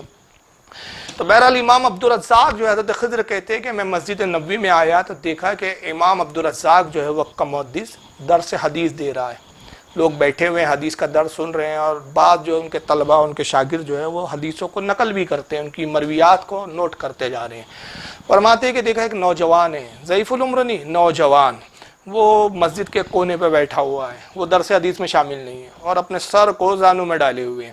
تو حضرت خضر نے دیکھا بڑا عجیب نوجوان ہے، یہاں سب حدیث کا درس سن رہے ہیں اور یہ کونے میں بیٹھا ہوا ہے۔ تو حضرت خضر فرماتے ہیں میں اس کے پاس گیا اور میں نے سلام کیا، تو اس نے سر نہیں اٹھایا اور ویسے ہی جواب دے دیا وعلیکم السلام۔ تو میں نے کہا اے نوجوان، تمہیں شرم و حیا نہیں ہے؟ وقت کا محدث درس دے رہا ہے، یہاں پر درس حدیث ہو رہا ہے، رسول اللہ کی حدیثیں بیان کی جا رہی ہے، عبد الرزاق جیسا وقت کا محدث حدیث بیان کر رہا ہے، بہتر ہوتا ہے کہ تم درس حدیث میں شریک ہوتے اور عبد الرزاق سے جو ہے ان کی حدیثیں سنتے۔ تو دیکھیں رزاق کس کا نام ہے؟ اللہ کا۔ عبد الرزاق ان کا نام تھا، یعنی رزاق کا بندہ، یہ اس کا ترجمہ ہوا۔ اب یہ جملے سمجھیں گے تو اب لفظ اس کے سمجھ میں آئیں گے نوجوان کے۔ اس نوجوان نے ابھی بھی سر نہیں اٹھایا، سر اس نے زمین کے اپنے زانوں میں ہی رکھا رہا، اور جب حضرت خضر نے کہا کہ عبد الرزاق درس حدیث دے رہے تم ان کا درس نہیں سنتے، تو نوجوان نے کیا جواب دیا؟ کہا جائیے اپنا کام کیجئے، وہاں وہ لوگ بیٹھے ہیں جو عبد الرزاق سے حدیثیں سن رہے ہیں۔ وہاں کون لوگ بیٹھے ہیں؟ جو عبد الرزاق سے حدیثیں سن رہے ہیں، اور یہاں وہ بیٹھا ہے جو رزاق سے حدیثیں سنتا ہے۔ یہی وہ جملے ہیں تاج الاولیاء کے، جیسا کتاب بولتی تم ویسا عمل کرتے، ہم کو جیسا کتاب والا بولتا ہم ویسا عمل کرتے۔ لگاؤ امام عبداللہ یافعی پہ فتویٰ لکھنے والے دے، میں نے ان کی ثقات بھی بتا دی گئے، ابن قیم جوزیہ جیسے شخص کو تعریف کرنی پڑی، امام عسقلانی جیسے کو کہنا پڑا یہ وقت کے محدث ثقہ ہے، یہ نقل کر رہے ہیں کتاب روض الرياحین میں۔ اب یہ کتاب کوئی بریلیوں نے تو نہیں چھاپی صاحب، دارالکتاب العلمیہ کوئی بریلیوں کا مکتب نہیں ہے، لیبنان اور بیروت کا مکتبہ ہے، وہاں سے چھپی ہے، تو پڑھ بھی لیا کرو یار، وہابڑو تم پڑھتے پڑھتے کچھ ہو نہیں، بس چھوٹی سی کلیم مل گئی، اسی لیے بولتے ہیں کہ بھکاری کو مل گئی ہلدی کی گاٹ، بیٹھ گیا پنسیاری کی دکان لے کر، تمہاری اوقات نہیں ہے سامنے بیٹھ کے بات کرنے کی، چھوٹی چھوٹی کلپوں میں بات کرتے ہو اور ٹائم برباد کرتے ہو ہمارا یار۔ تو کیا جملے تھے اس کے بھائی؟ وہاں وہ لوگ بیٹھے ہیں جو عبد الرزاق سے حدیثیں سنتے ہیں، یہاں وہ بیٹھا ہے جو رزاق سے حدیثیں سنتا ہے۔ حضرت خضر نے کہا جیسی میں نے اس کا دعویٰ سنا حیران ہو گیا، کہا اچھا اے نوجوان پھر بتاؤ میں کون ہوں؟ یہ حضرت خضر نے اس لیے پوچھا کہ خود فرماتے ہیں کہ مجھے کوئی پہچان نہیں سکتا جب تک میں نہ چاہوں کہ وہ مجھے پہچانے۔ ایک پوشیدہ اللہ کے ولی ہے، یعنی اگر کہیں آ جائے تو ہم بھی نہیں جان سکے، ہماری مجلس میں آ کے اگر بیٹھ جائیں تو ہمیں نہیں پتہ کہ خضر ہے۔ تو کہا اچھا تم اتنا بڑا دعویٰ کرتے ہو، رزاق سے ڈائریکٹ تم حدیثیں سنتے ہو، چلو بتاؤ میں کون ہوں۔ نوجوان نے بس نظر اٹھایا، سر اٹھایا، ایک نظر ڈالی، کہا کہ اگر فراست المومنین حق ہے، مومن کی فراست حق ہے تو آپ خضر ہے۔ ایک نگاہ میں پہچان لیا۔ حضرت کی سمجھ گئی کہ واقعی اللہ کا ولی۔ حضرت خضر فرماتے جب میں نے اس کے مقام کی طرف، ولایت کے مقام میں جھانکا اور دیکھا کہ ولایت کے کس درجے پر ہے، تو اس کی ولایت کی ابتدا مجھے نظر آئی، اس کی انتہا مجھے نظر نہیں آئی۔ تو میں کہنا پڑا مجھے، حضرت خضر کرتے کہ رسول اللہ کی امت میں ایسے بھی اولیاء ہیں جن کے مقام و درجے کو میں بھی نہیں سمجھ سکا، تو حضور کی امت میں ایسے اولیاء ہیں کہ جن کے مقام و درجے کو خضر نہ سمجھ سکا، تو یہ خبیث وہابڑا کیا سمجھیں گا؟ تو تاج الاولیاء کا تو مقام وہی تھا کہ آپ نے فرمایا کہ کوئی ہم کو سمجھ نہیں سکا جی، ہم تو وہ ہے کہ جو کوئی ہم سمجھ نہیں سکا، تو تاج الاولیاء کا مقام ہی وہی ہے۔ تو بہرحال یہ مقام کہاں سے حاصل ہوتے ہیں بھائی؟ کتابوں سے ہوتے ہیں، جیسا کتاب والا بولتا۔ تو کتابوں کا علم ہم جیسوں کے لیے، ظاہری لوگوں کے لیے، اور اللہ کے نبی نے شریعت لائی جو حضور نے احکام فرمائے وہ ظاہر کے لیے ہے۔ حضور کا باطنی مقام الگ تھا، اور خود حضور کی امت کے اولیاء کے باطنی درجات کچھ الگ تھے۔ ایک کتاب میں اس تعلق سے دکھاتا ہوں، اور بڑی تعجب کی بات ہے کہ اس کا جو شرح لکھی گئی ہے، کتاب دیکھیں، اس کا نام ہے شرح فتح الغیب۔ فتح الغیب سرکار غوث پاک شیخ عبد القادر جیلانی کی رضی اللہ تعالیٰ عنہ کی کتاب ہے۔ وہاں بڑے آج کل تو بڑے شور مچا رہے ہیں کہ شیخ عبد القادر جیلانی صاحب کون تھے؟ بولے تو کہا اہل حدیث تھے۔ بھائی چلو اگر تم اہل حدیث مانتے ہو تو پھر ان کی بات بھی تو مانو۔ فتح الغیب، اب یہ کتاب جو ہے غوث اعظم کی ہے، اس کی سب سے بڑی دلیل کہ ابن کثیر نے البدایہ میں قبول کیا کہ غوث پاک کی ہے۔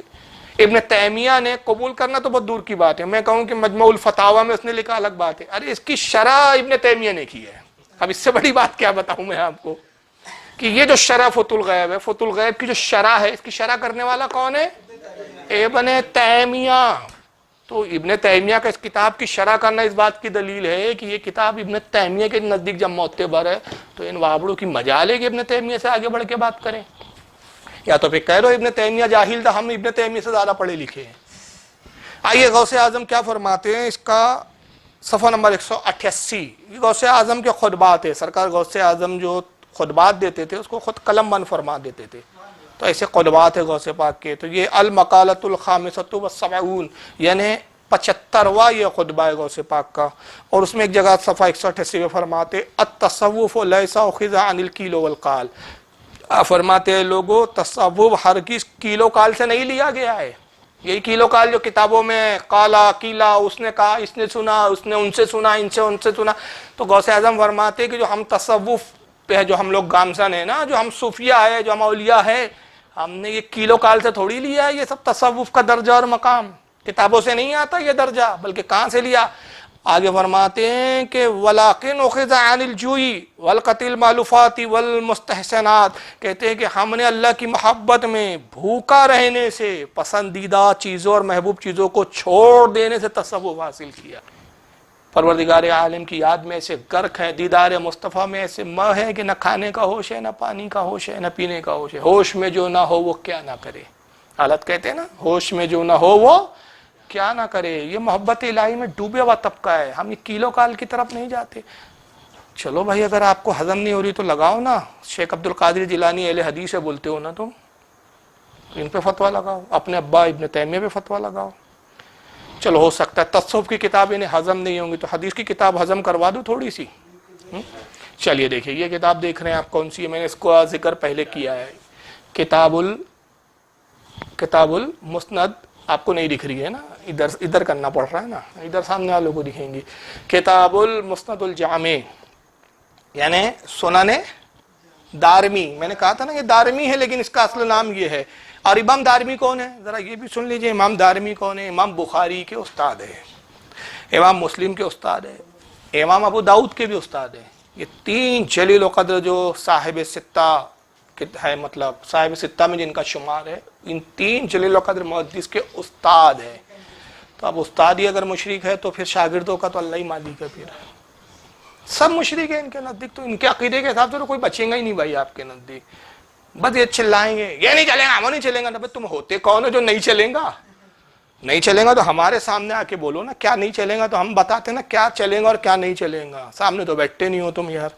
تو امام دارمی رحمۃ اللہ علیہ نے المقدمے کے اندر جو اس کا مقدمہ لکھا ہے اس کے اندر باب قائم کیا التوبیخی لمن یطلب العلم لغیر اللہ، حدیث نمبر 376، حدیث نمبر دارمی کی کون سی ہے؟ 376۔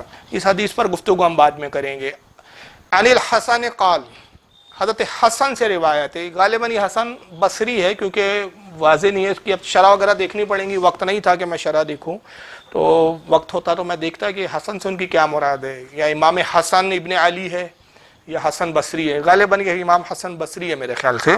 تو حسن بصری سے میں وہی ترجمہ کر رہا ہوں کہ حسن بصری سے روایت ہے، وہ کہتے ہیں العلم علمان، فرماتے ہیں کہ علم دو طرح کا ہوتا ہے۔ علم کیا ہوتا ہے؟ ایک طرح کا نہیں ہوتا، دو طرح کا علم ہوتا ہے۔ فعلم فی القلب، ایک علم وہ ہوتا ہے جو دل میں ہوتا ہے، ایک قلب کا علم ہوتا ہے۔ فذالک العلم النافع، یہ جو دل کا علم ہے یہی اصل میں فائدہ بخش علم ہے، یہی فائدہ دینے والا ہے۔ تو ایک علم کون سا ہے؟ جو دل کا علم ہے۔ وعلم علی اللسان، اور کہتے دوسرا علم جو ہے وہ زبان کا ہے۔ تو زبان کا علم کون سا ہے؟ جو پڑھتے ہیں اس کو ہم زبان سے کہتے ہیں، اور جو دل کا علم ہے وہ کون سا ہے؟ وہ اللہ کی طرف سے الہام ہوتا ہے۔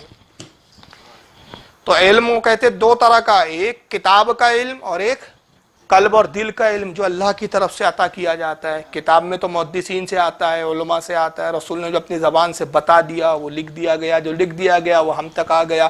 اور دل کا جو علم ہے وہ کہاں سے آتا ہے؟ وہ اللہ کی طرف سے نزول ہوتا ہے۔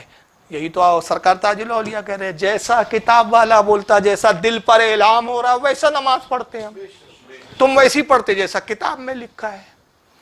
تو اب امام دارمی کو بول دو بدعتی تھے، بھائی علم تو وہی ہے یہ جو کتابوں میں ہے، ہم تو بخاری مسلم پڑھتے ہیں، ہم نے بخاری میں دیکھا کہ بھائی نماز ایسی پڑھو، صلو کما رأیتمونی اصلی، تو ہم ویسی پڑھ رہے ہیں، تو کتاب میں ہے بھائی، مگر وہ دل کا علم کا کیا ہوا؟ تو پھر تو امام دارمی بدعتی نکلے، وہ بھی بریلی ہو گئے شاید۔ اور پھر کہتے فذالک حجت اللہ علی ابن آدم، اور یہی وہ علم ہے جو ابن آدم پر اللہ کی طرف سے حجت ہے، یہ اللہ کی طرف سے اولاد آدم پر کیا ہے؟ حجت ہے۔ تو علم دو طرح کا ہوتا ہے، ایک خدا کی جانب سے دل پر قلب پر الہام ہوتا ہے، اور دوسرا جو ہے وہ کتابوں میں آتا ہے۔ اور کتابوں میں وہی آیا کہ حضور کہتے ہیں جیسا میں نے کہا ویسا عمل کرو، جیسا میں نے بتایا ویسا عمل کرو۔ اور بزرگان دین میں جو ایک طبقہ ہوتا ہے، سب نہیں کہہ رہے ہم، ہر بزرگ نہیں، پھر کہیں گے بھائی اعلیٰ حضرت تو رسول اللہ کی طرح نماز پڑھتے تھے، وہی کہیں گے وہ سالک تھے، مجذوب الگ ہوتا ہے۔ مجذوب کا معاملہ تو اللہ سے ڈائریکٹ لو لگا ہوا ہوتی ہے نا، اس کی بات ہی الگ ہوتی ہے۔ تو اولیاء کا جو طبقہ ہوتا ہے جو اللہ سے لو لگائے ہوئے ہوتا ہے، تو جیسا حکم الہی ہوتا ہے، جیسے اس پر علوم اس کے دل پر القاء کرتے ہیں اس کے مطابق وہ عمل کرتا ہے۔ اور یہ حدیث بھی ضعیف نہیں ہے صاحب، ہو سکتا ہے پھر بیٹھ جائیں گے کہ بھائی سنن دارمی کا اب کیا حال ہے، ذرا دیکھیں اس حدیث کی صحت کیا ہے۔ تو بتا دو امام منذری اس حدیث کے بارے میں کہتے ہیں کہ یہ حدیث صحیح ہے۔ امام منذری کہہ رہے، بریلی کا کوئی مولانا نہیں کہہ رہا ہے۔ حافظ علی راکی بھی محدث گزرے بہت بڑے، یہ فرماتے ہیں کہ اس حدیث کی سند جید ہے، اور امام سمحودی رحمۃ اللہ علیہ فرماتے ہیں کہ اس حدیث کی سند حسن ہے۔ یعنی تین امام کے میں نے قول بیان کیے کہ حدیث ضعیف نہیں ہے۔ اور پھر کتنے علماء نے لکھا ہے، ذرا آئیے ذرا حوالے سنتے چلیں۔ یہ حدیث کے علم دو طرح کا ہوتا ہے، ایک نہیں ہوتا۔ امام دارمی کے علاوہ امام ابن مبارک بھی لائے اپنی کتاب الزہد میں۔ امام ابن مبارک کون ہے؟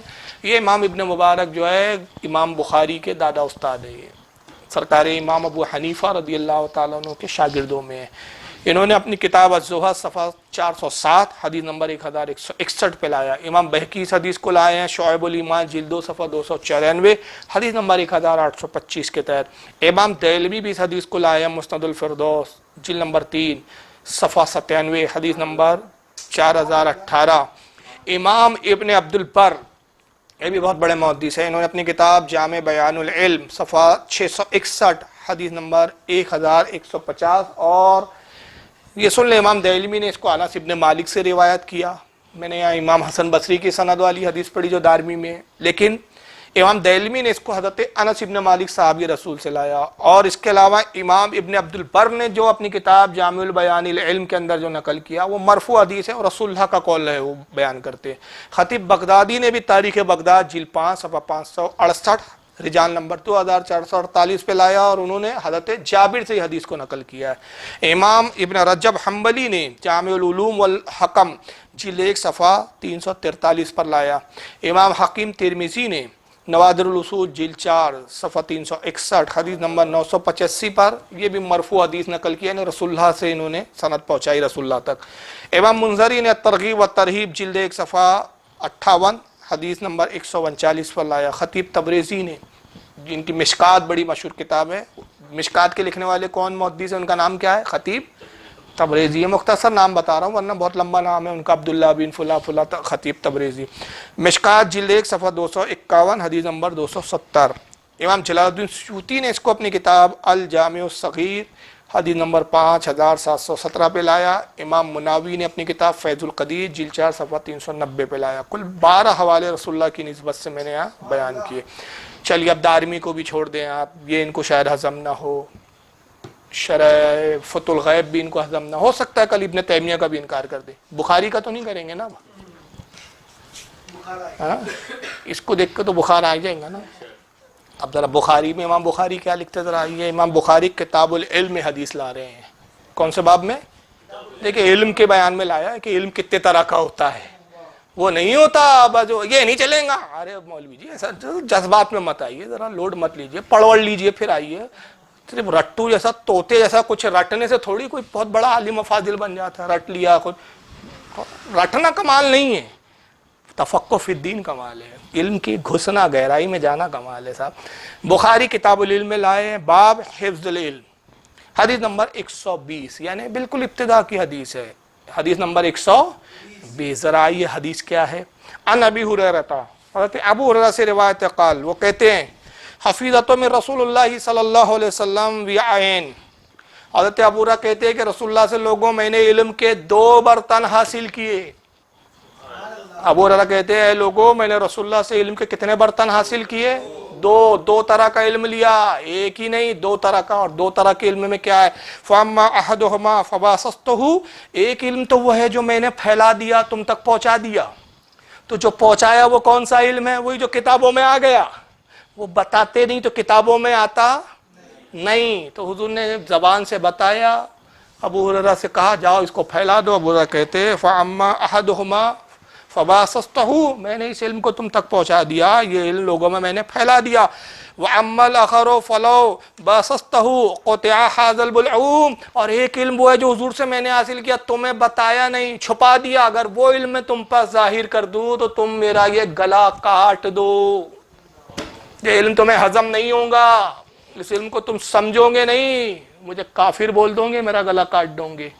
اس کو اردو زبان میں جو ہوتا ہے نا، میں گلا ترجمہ کر رہا ہوں آپ کے فہم کے حساب سے، نرخرا بولتے ہیں، یہ جو گلا بکرے کا کاٹتے ہیں نا، نڈا بھی بولتے ہیں اس کو، اردو اچھی اردو میں اس کو نرخرا بولتے ہیں، اور گلا ایک عام فہم جملہ ہے۔ تو یہ کہتے ہیں کہ اگر وہ جو دوسرا علم ہے نا، وہ میں نے بتایا تھوڑی ہے، جو حضور سے مجھے ملا ہے، وہ چھپایا ہے تم سے، ایک بتایا ہے، 2 علم حاصل کیے میں نے، ایک تو بتایا، ایک کو چھپایا، تم نہیں سمجھ پاؤں گے اس علم کو، اور اگر میں ظاہر کر دوں تو کیا ہوگا؟ قطع ھذا العلم، تم میرے اس گلے کو کاٹ دو گے، مار ڈالو گے تم، اس لیے میں نے چھپا دیا۔ تو وہ کون سا علم ہے؟ جیسا کتاب والا بولتا جی،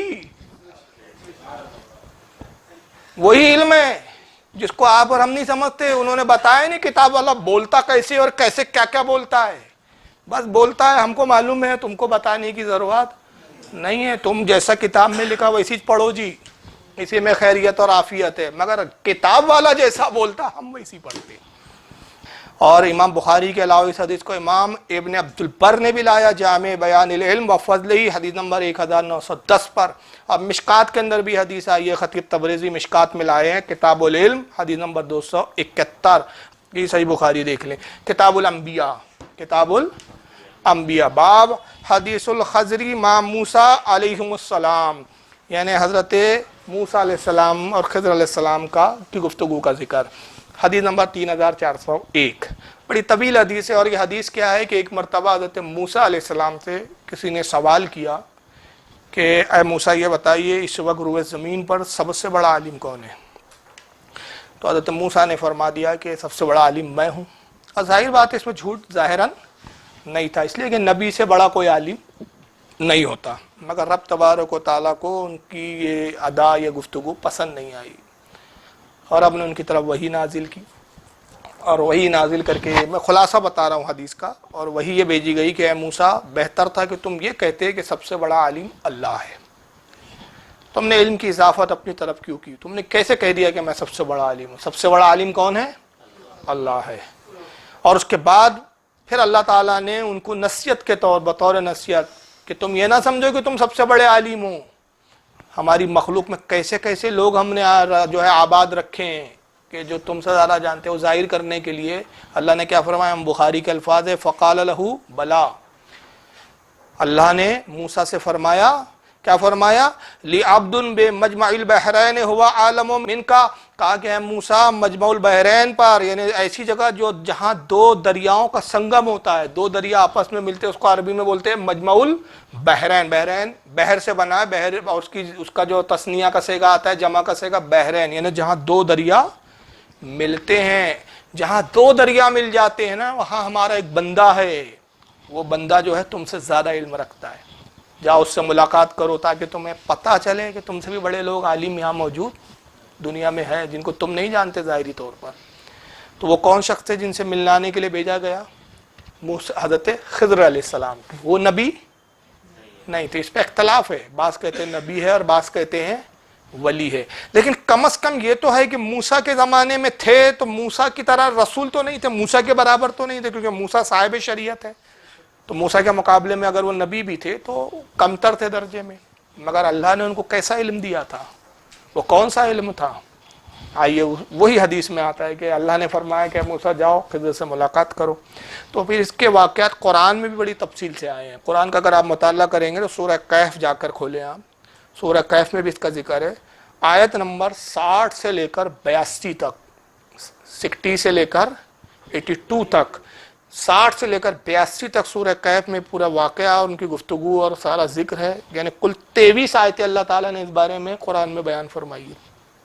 اور وہ یہ ہے کہ جناب خضر علیہ السلام سے جب ملے حضرت موسیٰ، وہ بڑی تفصیلات ہیں، میں تفصیل میں نہیں جا رہا ہوں، آپ نے واقعات سنے ہوں گے، نہیں سنے تو علماء سے آپ یا مجھ سے بعد میں سن لینا، بیان لمبا نہ ہو جائے اس لیے میں اس کو تفصیل میں نہیں جا رہا ہوں۔ تو حضرت موسیٰ نے کہا کہ میں آپ کے ساتھ رہنا چاہتا ہوں، تو حضرت خضر نے کہا کہ آپ صبر نہیں کر سکو گے میرے ساتھ، تو موسیٰ نے ضد کی کہ نہیں میں آپ سے کچھ سیکھنا چاہتا ہوں، جاننا چاہتا ہوں، تو کہا اچھا چلو، شرط یہ ہے کہ میں کوئی کام کروں تو اس کام پر اعتراض نہیں کرنا۔ موسیٰ نے وعدہ کیا، کشتی میں بیٹھے، ایک نئی کشتی تھی بالکل، دریا کے دوسرے کنارے ان کو جانا تھا، حضرت خضر نے ایک کچھ اوزار نکالا اور کشتی میں سوراخ کر دیا سب، حضرت موسیٰ سے برداشت نہیں ہوا، جب کشتی کنارے پہ آئی تو اس کشتی والے نے پیسے بھی نہیں لیے، ان سے کہا کہ بھائی دیکھو ایک اللہ کا نبی ہے ایک ولی ہے، کہا رہنے دیجیے آپ سے، میں پیسہ بھی نہیں لیتا، تو موسیٰ سے برداشت نہیں ہوا کہ دیکھو ایک تو بیچارے نے پیسے نہیں لیے آپ سے، اتنی محبت سے ہمیں کشتی پہ چھوڑا، نہیں اس کی کشتی تھی اور وہ کشتی میں چھید مار دیا، تو جناب موسیٰ نے کہا کہ خضر یہ تو آپ نے بڑی زیادتی کی، تو اس نے ہم سے پیسے نہیں لیے، فری میں ہمیں اس دریا سے اس کنارے سے اس کنارے پہ لایا اور آپ نے کشتی میں سوراخ کر دیا۔ حضرت خضر نے کہا آپ نے وعدہ کیا تھا، بیچ میں کچھ بولوں گے نہیں، آج سے آپ کا ہمارا یہاں سے معاملہ ختم، آپ اپنی راہ لیجئے، میں اپنی راہ، آپ کی اور ہماری نہیں جم سکتی۔ حضرت موسیٰ نے پھر معافی مانگی، کہا خضر معاف کیجئے، میں بول گیا، چلیے اب وعدہ کرتا ہوں کہ اب نہیں بولوں گا۔ کہا دیکھو اب پکا وعدہ، کہاں پکا وعدہ، اب نہیں بولوں گا۔ بہرحال پھر آگے بڑھے تو ایک بستی میں آئے، دیکھا کچھ بچے کھیل رہے تھے، اس میں ایک بچہ کھیل رہا تھا، حضرت خضر نے اس بچے کو بڑے پیار سے بلایا اور اس انداز میں بلایا کہ وہ بچے کو لگے کہ اسے کوئی مطلب کھانے پینے کی مٹھائی یا کوئی چیز دے رہے ہیں۔ بچہ جب حضرت خضر کے قریب آیا، خضر علیہ السلام نے اس بچے کو ایک تھپڑ مارا، زمین پہ گرایا اور اس کو قتل کر دیا۔ ظاہر حضرت موسیٰ کے نگاہ کے سامنے ایک ظاہراً ایک بے قصور بچے کو قتل کر رہے ہیں حضرت خضر، تو کیا نبی سے برداشت ہوگا؟ تو جناب موسیٰ تو کچھ سمجھ نہیں پا رہے تھے، کیا حکمت ہے خضر کے پاس، کون سا علم ہے بھائی، یہ کون سا علم ہے کہ بچے کو مار دیا بے قصور، تو برداشت نہیں ہوا، کہا خضر آپ نے ایک بے گناہ بچے کو قتل کر دیا۔ تو جناب خضر نے کہا آپ نے وعدہ کیا تھا کہ میرے معاملات میں دخل اندازی نہیں کریں گے، اعتراض نہیں کریں گے، کچھ پوچھیں گے نہیں۔ آپ نے پھر وہی اعتراض کیا، سوال کیا، اب آپ کا اور ہمارا راستہ جدا جدا، آپ اپنے راستے جائیے، میں اپنے راستے۔ حضرت موسیٰ کو افسوس ہوا، کہا کہ نہیں میں پھر معافی چاہتا ہوں اور اب پکا وعدہ کرتا ہوں کہ اب کچھ نہیں بولوں گا۔ کہا آپ دیکھیں وعدہ کرتے اب کچھ نہیں بولیں، کہا نہیں بولوں گا۔ پھر بستی میں داخل ہوئے اور وہاں کے لوگوں سے کھانا مانگا، کسی نے ان کو کھانا نہیں دیا، دروازوں سے بھگا دیا گیا، دھتکار دیے لوگوں نے، دروازے بند کر دیے، کسی نے کھانا نہیں دیا۔ رات ہوئی، بھوکے پیاسے بستی میں یہاں تک کہ رہنے بھی نہیں دیا، یعنی کہا کہ ہمارے بستی میں بھی نہیں رہنا۔ یہ بستی کے باہر آئے، دیکھا کھنڈر تھا، وہاں آرام کرنے لگے، تو جناب خضر اٹھے اور وہ کھنڈر کی جو دیواریں گری ہوئی تھی اس دیواروں کو تعمیر کرنے لگے، دیوار بنائے۔ موسیٰ دیکھتے رہے، آخر میں موسیٰ علیہ السلام سے برداشت سے باہر ہو گیا۔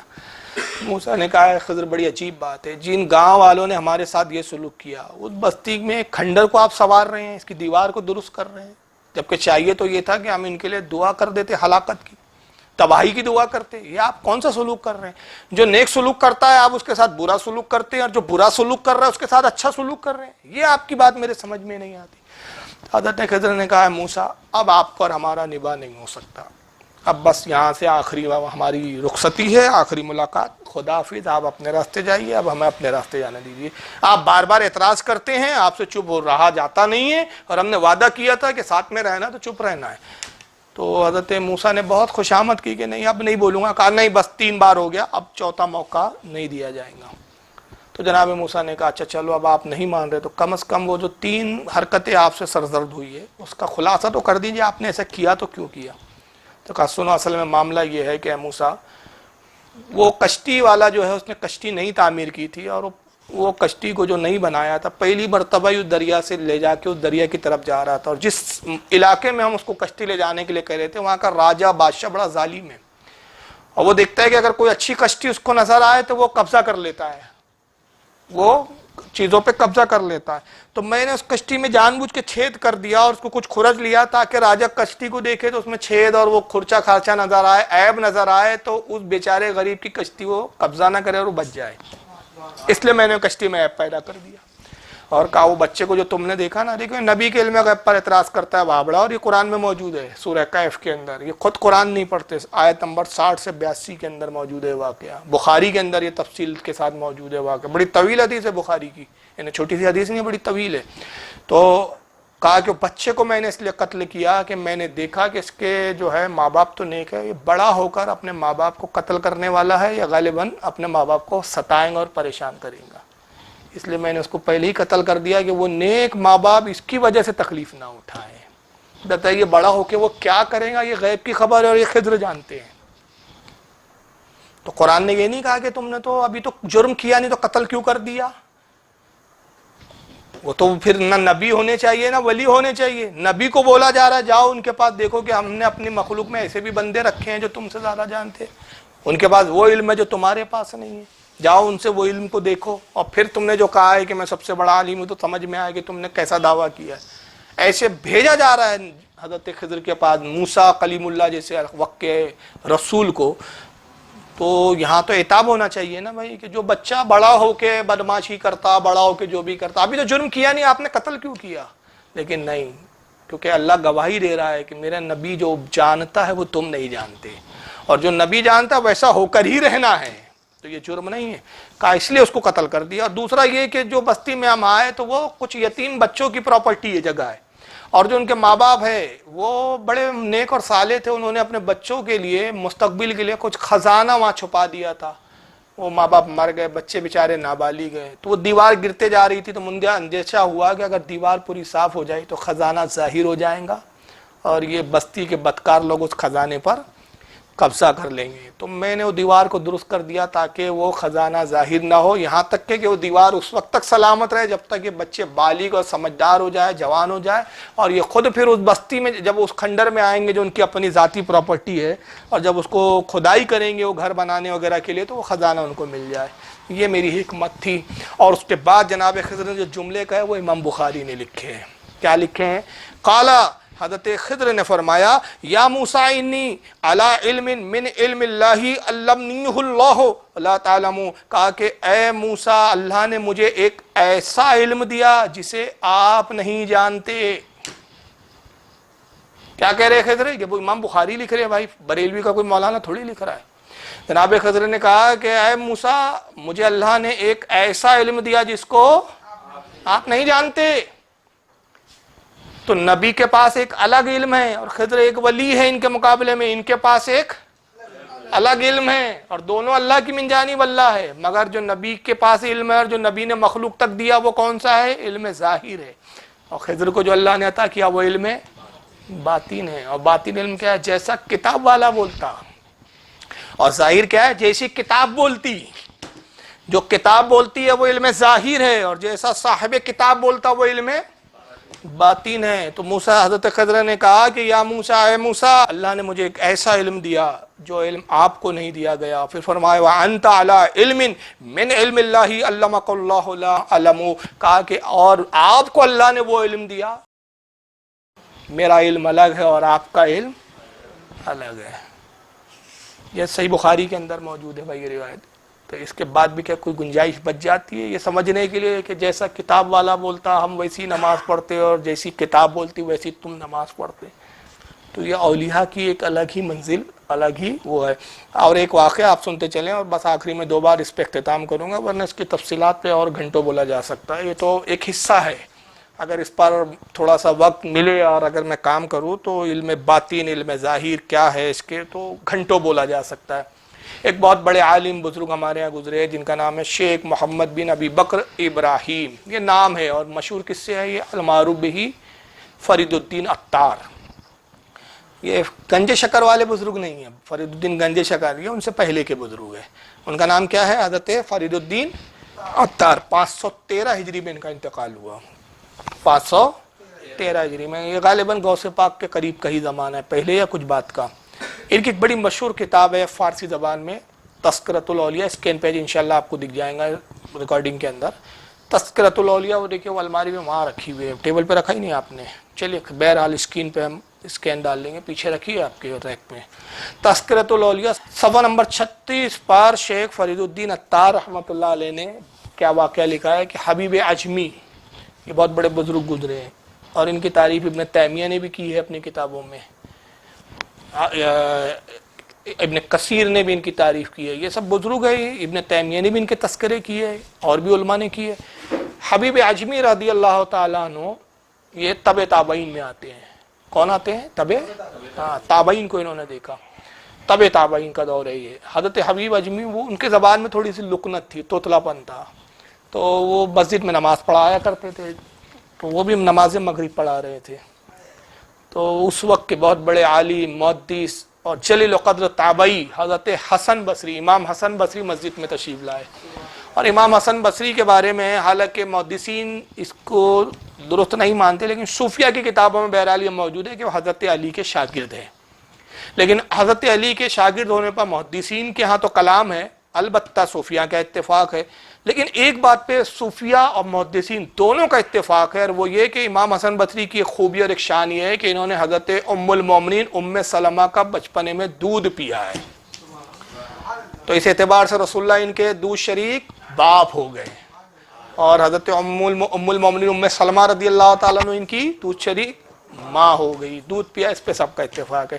تو امام حسن بصری بہت بڑے عالم فاضل تھے، بڑے بڑے جو ہے صحابہ کی زیارتیں بھی کی تھی انہوں نے، صحابہ سے علم لیا تھا امام حسن بصری نے، معمولی شخصیت نہیں تھے۔ مسجد میں آئے، دیکھا حبیب اعجمی رحمۃ اللہ تعالیٰ علیہ نماز پڑھا رہے ہیں، تو جیسے انہوں نے سورہ فاتحہ شروع کی تو الحم کو الحم سے پڑھا انہوں نے، یعنی حلق سے جو ہے نکلنا چاہیے، تو وہ انہوں نے دیکھا ارے یار یہ تو الحمد ہی صحیح ادا نہیں کر پا رہے ہیں، تو ان کے پیچھے کیا نماز ہوں گی؟ دیکھیے بالکل بہت تاج الدین سے ملتا جلتا واقعہ ہے۔ تو وہ جماعت سے ہٹے اور اپنی الگ نماز پڑھنے لگے، انہوں نے ان کے پیچھے نماز نہیں پڑھی حبیب اعجمی کی نہیں، یعنی بھائی تو شریعت کے مطابق ہی نماز صحیح نہیں ہے، شریعت کہتی ہے بھائی مخرج جو ہے صحیح نکلنا چاہیے پورے، اور دیکھیں میننگ بھی بدل جاتا ہے، الحمد اور الحمد میں میننگ بدلتا ہے، کافی میننگ بدلتا ہے۔ تو انہوں نے دیکھا کہ یار یہ تو لفظ اور اس کے معنی بھی فاسد ہو رہے ہیں، تو نماز کہاں سے ہوں گی، الگ پڑھے۔ بہرحال سلام پھیرے اپنے گھر چلے گئے۔ رات کو جب سوئے تو خواب دیکھتے ہیں انہوں نے اللہ کا دیدار کیا، تو عرض کیا کہ پروردگار تیرے بارگاہ میں مقبول ہونے اور مقبولین میں شمار ہونے کا کیا مطلب معاملہ ہے، کیا درجہ ہے؟ تو ارشاد فرمایا گیا، اللہ نے فرمایا کہ حسن بصری اگر تو آج حبیب اعجمی کے پیچھے نماز پڑھ لیتا تو یہ تیری تمام عمر کی نماز سے بہتر ہوتا۔ اب بتائیے شریعت کے مطابق تو غلط تو نہیں تھے نا امام حسن بصری؟ بھائی جو لفظ ہی صحیح ادا نہیں کر پا رہا ہے عربی کا، تو اس کے پیچھے کہاں سے نماز ہوگی؟ تو اللہ نے فرمایا کہ تم تو کیا دیکھ رہے تھے؟ پروناؤنس دیکھ رہے تھے، ظاہر دیکھ رہے تھے، ہمارا وہ بندہ الگ ہے، اس کا مقام ہی الگ ہے. ہم اس تو اللہ نے فرمایا کہ اگر تم تمام عمر کی نمازوں سے بہتر ہوتا اگر آج اس کے پیچھے نماز پڑھ لیتے. اے حسن بصری، تم اس کی الفاظوں کو، اس کی ظاہری نماز کو دیکھ رہے تھے، تم اس کی زبان دیکھ رہے تھے، ہم حبیب اجمی کا دل دیکھ رہے تھے. ہمارے نزدیک اس کا دل، اس کا خلوص یہ ہے. تو اولیاء اکرام کا معاملہ ہے. وہابڑا بھی یہی کرتا ہے، دل کچھ نہیں ہے، عربی کی باریکیاں نکالتے بیٹھا رہتا ہے. یہ غلط پڑھ دیا، یہ لفظ آپ نے، ارے جناب علی ہم عجمی ہے، ساری دنیا جانتی ہے کہ اردو بولنے میں آدمی غلطی کرتا ہے جو روز مرہ کی ہماری زبان ہے. تو عربی بولنے میں اگر کوئی غلطی کر جائے تو اس کو اتنا بڑا وبیلہ نہیں مچانا چاہیے. کیوں؟ آپ کے سمجھ میں تو آ گیا نا کہ بھائی یہ حدیث بتائی گئی ہے اور یہ حدیث کی کتاب میں یہ حدیث موجود ہے. تو دلیل کو دیکھیے نا، دودھ پیا امی جان کا تو دلیل کا جواب دیجیے. اب بیٹھے کہ نہیں صاحب وہ من شبہ تبا کر رہے تھے، وہ یاد نہیں آ رہی تھی. تو اس پر تو انشاءاللہ میں ایک مستقل بیان لوں گا کہ کتنے لوگوں کو کئی موقع پہ کیا کیا یاد نہیں آیا ہے اور کیا کیا یاد نہیں آتا ہے، اور خود ان کے ہاں کیا حالت ہے عربی کی. مگر یہ کیا کرتے ہیں، اصل موضوع سے ہٹ کر دیکھو صاحب وہ اردو کا لفظ یہ بول دیا، غیر ضروری باتیں جس کا اصل مدعے سے، اعتقاد سے، دلیل سے کوئی لینا دینا نہیں. بھائی آپ کو پتہ چل گیا نا کہ حدیث بخاری میں پڑھنے والے نے لفظ ادھر سے ادھر تھوڑا کر دیا. آپ خود بخاری میں دیکھ لو نا کہ آپ کا جواب ہوا کہ نہیں ہوا، اور نہیں ہوا تو آپ اس کا جواب دیجئے. وہ نہیں جواب دیتے. تو بہرحال یہی ایک دور میں بھی تھا. تو اللہ نے فرمایا کہ حسن بصری تو اس کے لفظوں کو اور زبان کو دیکھ رہا تھا، مگر ہم کیا دیکھ رہے تھے؟ دل دیکھ رہے تھے، اس کا خلوص دیکھ رہے تھے. تو یہ وہی علم تھا جو کتاب والا بولتا ہے. اور حسن بصری کے پاس کون سا علم ہے؟ جیسا کتاب بولتی ہے. اور خود آئیے بخاری کی یہ ابتدائی باب کی کتاب الایمان کی حدیث ہے، بڑی مشہور حدیث ہے. اس پر اختتام کر رہا ہوں، اس حدیث پر.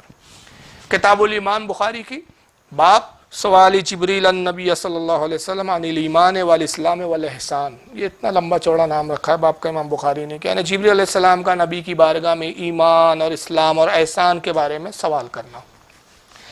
تو اس کو حدیث جبریل بھی کہا جاتا ہے کیونکہ اس میں حضرت جبریل کا ذکر ہے. اور یہ ابو ہریرہ سے روایت ہے. پھر اور بھی سندوں سے آئی حضرت، ایک روایت میں حضرت فاروق اعظم اس کے راوی ہیں، کسی میں اور دوسرے صحابہ بھی ہیں. تو امام بخاری نے حدیث نمبر 50 کے تحت اس باب میں لایا، سؤال جبریل النبی صلی اللہ علیہ وسلم عن الایمان والاسلام والاحسان. تو ابو ہریرہ کہتے ہیں کہ ایک مرتبہ ہم حضور کی خدمت میں بیٹھے تھے صحابہ کرام.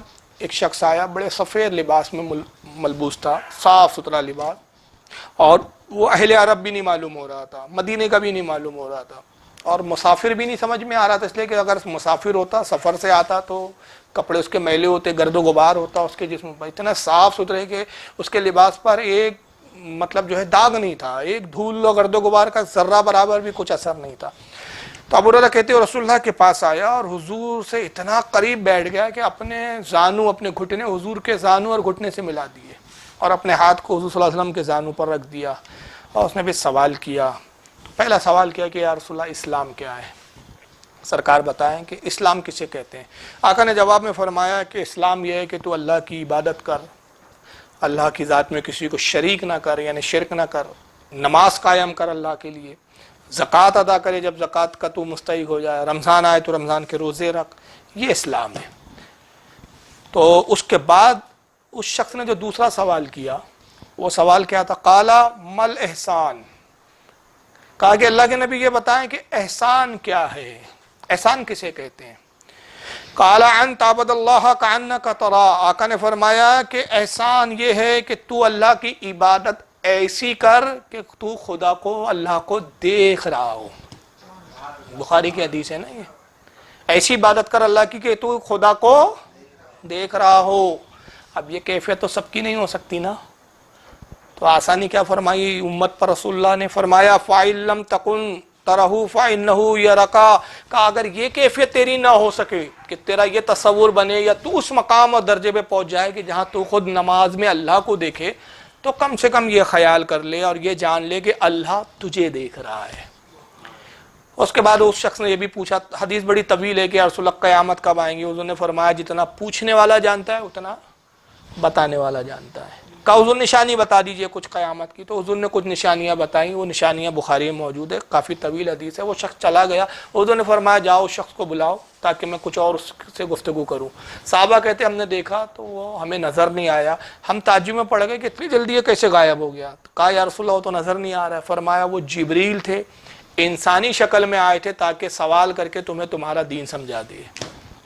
تو سوال کر رہے تھے کہ وہ سوال کریں اور میں جواب دوں، تو میرے جواب سے تم کو اسلام احسان یہ سمجھ میں آئے۔ لیکن آئیے میں جو اس حدیث کی تلاوت کی، اس کا یہ خاص حصہ جہاں سے شروع کیا تھا وہیں ختم، کہ اگر ہم جاہل وہابی ایسے تکے بازیوں کی باتیں کریں گے کہ ایک طرف لائیں گے، کہیں گے دیکھو یہ حدیث ہے، حضور نے فرمایا صلو کما رأیتمونی اصلی، نماز ایسی پڑھو جیسے مجھے پڑھتا ہوا دیکھ رہے ہو، بابا کی نماز نہیں چلیں گی جیسا کتاب والا بولتا۔ تو میں کہتا ہوں وہابیو تم تو کہتے ہو کہ رسول اللہ نے بھی اللہ کا دیدار نہیں کیا، بولتے ہیں نا یہ کہ اللہ کا دیدار رسول نے بھی معراج میں نہیں کیا۔ دلیل کیا کہتے قرآن میں آیا پارہ نمبر 7 سورہ انعام آیت نمبر 103 میں اللہ فرماتا ہے لا تدرک الابصار وہو یدرک الابصار، کوئی نگاہ اسے نہیں دیکھ سکتی۔ یہ وہابیوں کا ترجمہ ہے۔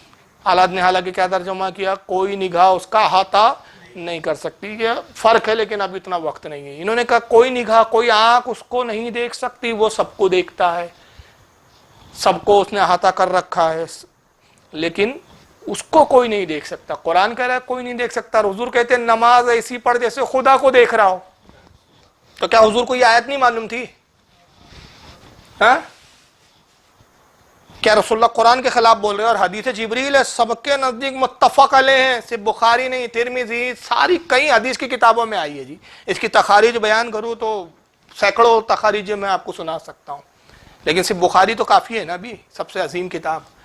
تو قرآن تو کہہ رہا ہے کوئی نگاہ دیکھ نہیں سکتی، اور حضور کہہ رہے ہیں نماز ایسی پڑھ۔ احسان یہ ہے، احسان اسے کہتے ہیں کہ نماز ایسی پڑھ کہ گویا تو خدا کو دیکھ رہا ہو۔ تو کسی صحابی کے سمجھ میں نہیں آیا یا رسول اللہ قرآن تو کہہ رہا ہے کہ دیکھ ہی نہیں سکتے، تو پھر ایسی پڑھ کیسے سکتے ہیں؟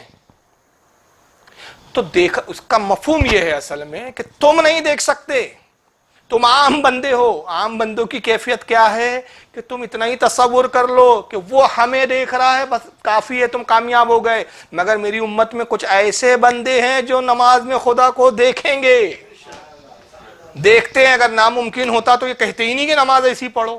یا جبریل کہہ دیتے یا رسول اللہ آپ نے کیسے احسان کی تعریف کی، کتنی عجیب تعریف کی آقا آپ نے احسان کی کہ نماز ایسی پڑھو جیسے خدا کو دیکھ رہے ہو۔ تو جب دیکھا ہی نہیں جا سکتا اور کوئی دیکھ ہی نہیں سکتا، آپ جیسی شخصیت نہیں دیکھ سکتی اللہ کو بقول وہابیوں کے جو 1400 سال کے بعد آئیں گے، تو عام بندہ آپ کا امتی کیا دیکھیں گا؟ جبریل نے اعتراض نہیں کیا، بلکہ حدیث کے الفاظ ہے ہر سوال کے جواب کے بعد جبریل کیا کہتے تھے؟ صلی اللہ کے نبی آپ نے سچ فرمایا۔ تو اس پر راوی کہتے ہیں کہ ہم حیران بھی ہوتے ہیں، عجیب ساحل ہے، سوال بھی کرتا ہے، خود ہی تصدیق بھی کرتا ہے۔ ایک ایسا ساحل ہے کہ جس کو خود پہلے سے ہی معلوم ہے، تو پوچھ کیوں رہا ہے پھر بھائی؟ تو حضور نے بعد میں بتایا کہ تمہیں تمہارا دین سکھانے کی غرض سے پوچھ رہے تھے، یہ نہیں کہ ان کو معلوم نہیں تھا، وہ تو جانتے تھے۔ مجھ سے سوال کر کے وہ یہ چاہتے تھے کہ میں جواب دوں تاکہ تم سنو۔ تو پتہ چلا کہ اولیاء میں ایک کیٹیگری اللہ کے نبی کی امت میں ایسے بھی بندے ہیں جو نماز میں اللہ کا دیدار کرتے ہیں۔ اور عام بندوں کی کیفیت، ہماری تو وہ بھی کیفیت نہیں ہے بھائی کہ ہم یہی تصور کر لیں اللہ ہمیں دیکھ رہا ہے، بلکہ ہماری کیفیت کیا ہوتی ہے؟ بازار میں جا کر کیا کرنا ہے، اس کیفیت تک ہم نہیں پہنچ پا رہے ہیں کہ صاحب اللہ ہمیں دیکھ رہا ہے۔ خدا کی قسم یہی بھی تصور آ جائے کہ اللہ ہمیں دیکھ رہا ہے تو ہماری نماز کی تو معراج ہو گئی بھائی، اس معراج تک ہماری نماز نہیں ہو رہی ہے، تو وہ بندوں کا کیا حال ہوگا؟ اور اب یہیں سے ثابت ہو گیا کہ جن کا یہ معاملہ ہو جائے کہ وہ خدا کو دیکھ رہے ہو تو پھر وہ نماز کیسی پڑھیں گے؟ جیسا کتاب والا بولتا ہے، جیسا خدا بولے گا جھکو تو جھکو، اٹھو تو اٹھو۔ اب وہ تو ظاہری احکام سے مستثنیٰ ہو گئے نا۔ تو بہرحال یہ بزرگان دین کی شان تھی۔ میں سمجھتا ہوں کہ آج کا یہ خطاب خوش عقیدہ لوگوں کے لیے کچھ سیکھنے اور کچھ سمجھنے اور بزرگوں سے محبت میں اضافے کا سبب بنے گا، اور رہے بد عقیدہ وہابی جاہل جن کے دلوں پہ مہر لگا دی گئی اللہ نے، تو ان کا کوئی علاج نہیں ہے۔ جناب عیسیٰ علیہ السلام فرمایا کرتے تھے کہ اللہ کے نبی عیسیٰ کو اللہ نے کیا معجزہ دیا تھا؟ ہر بیماری کا علاج جانتے تھے۔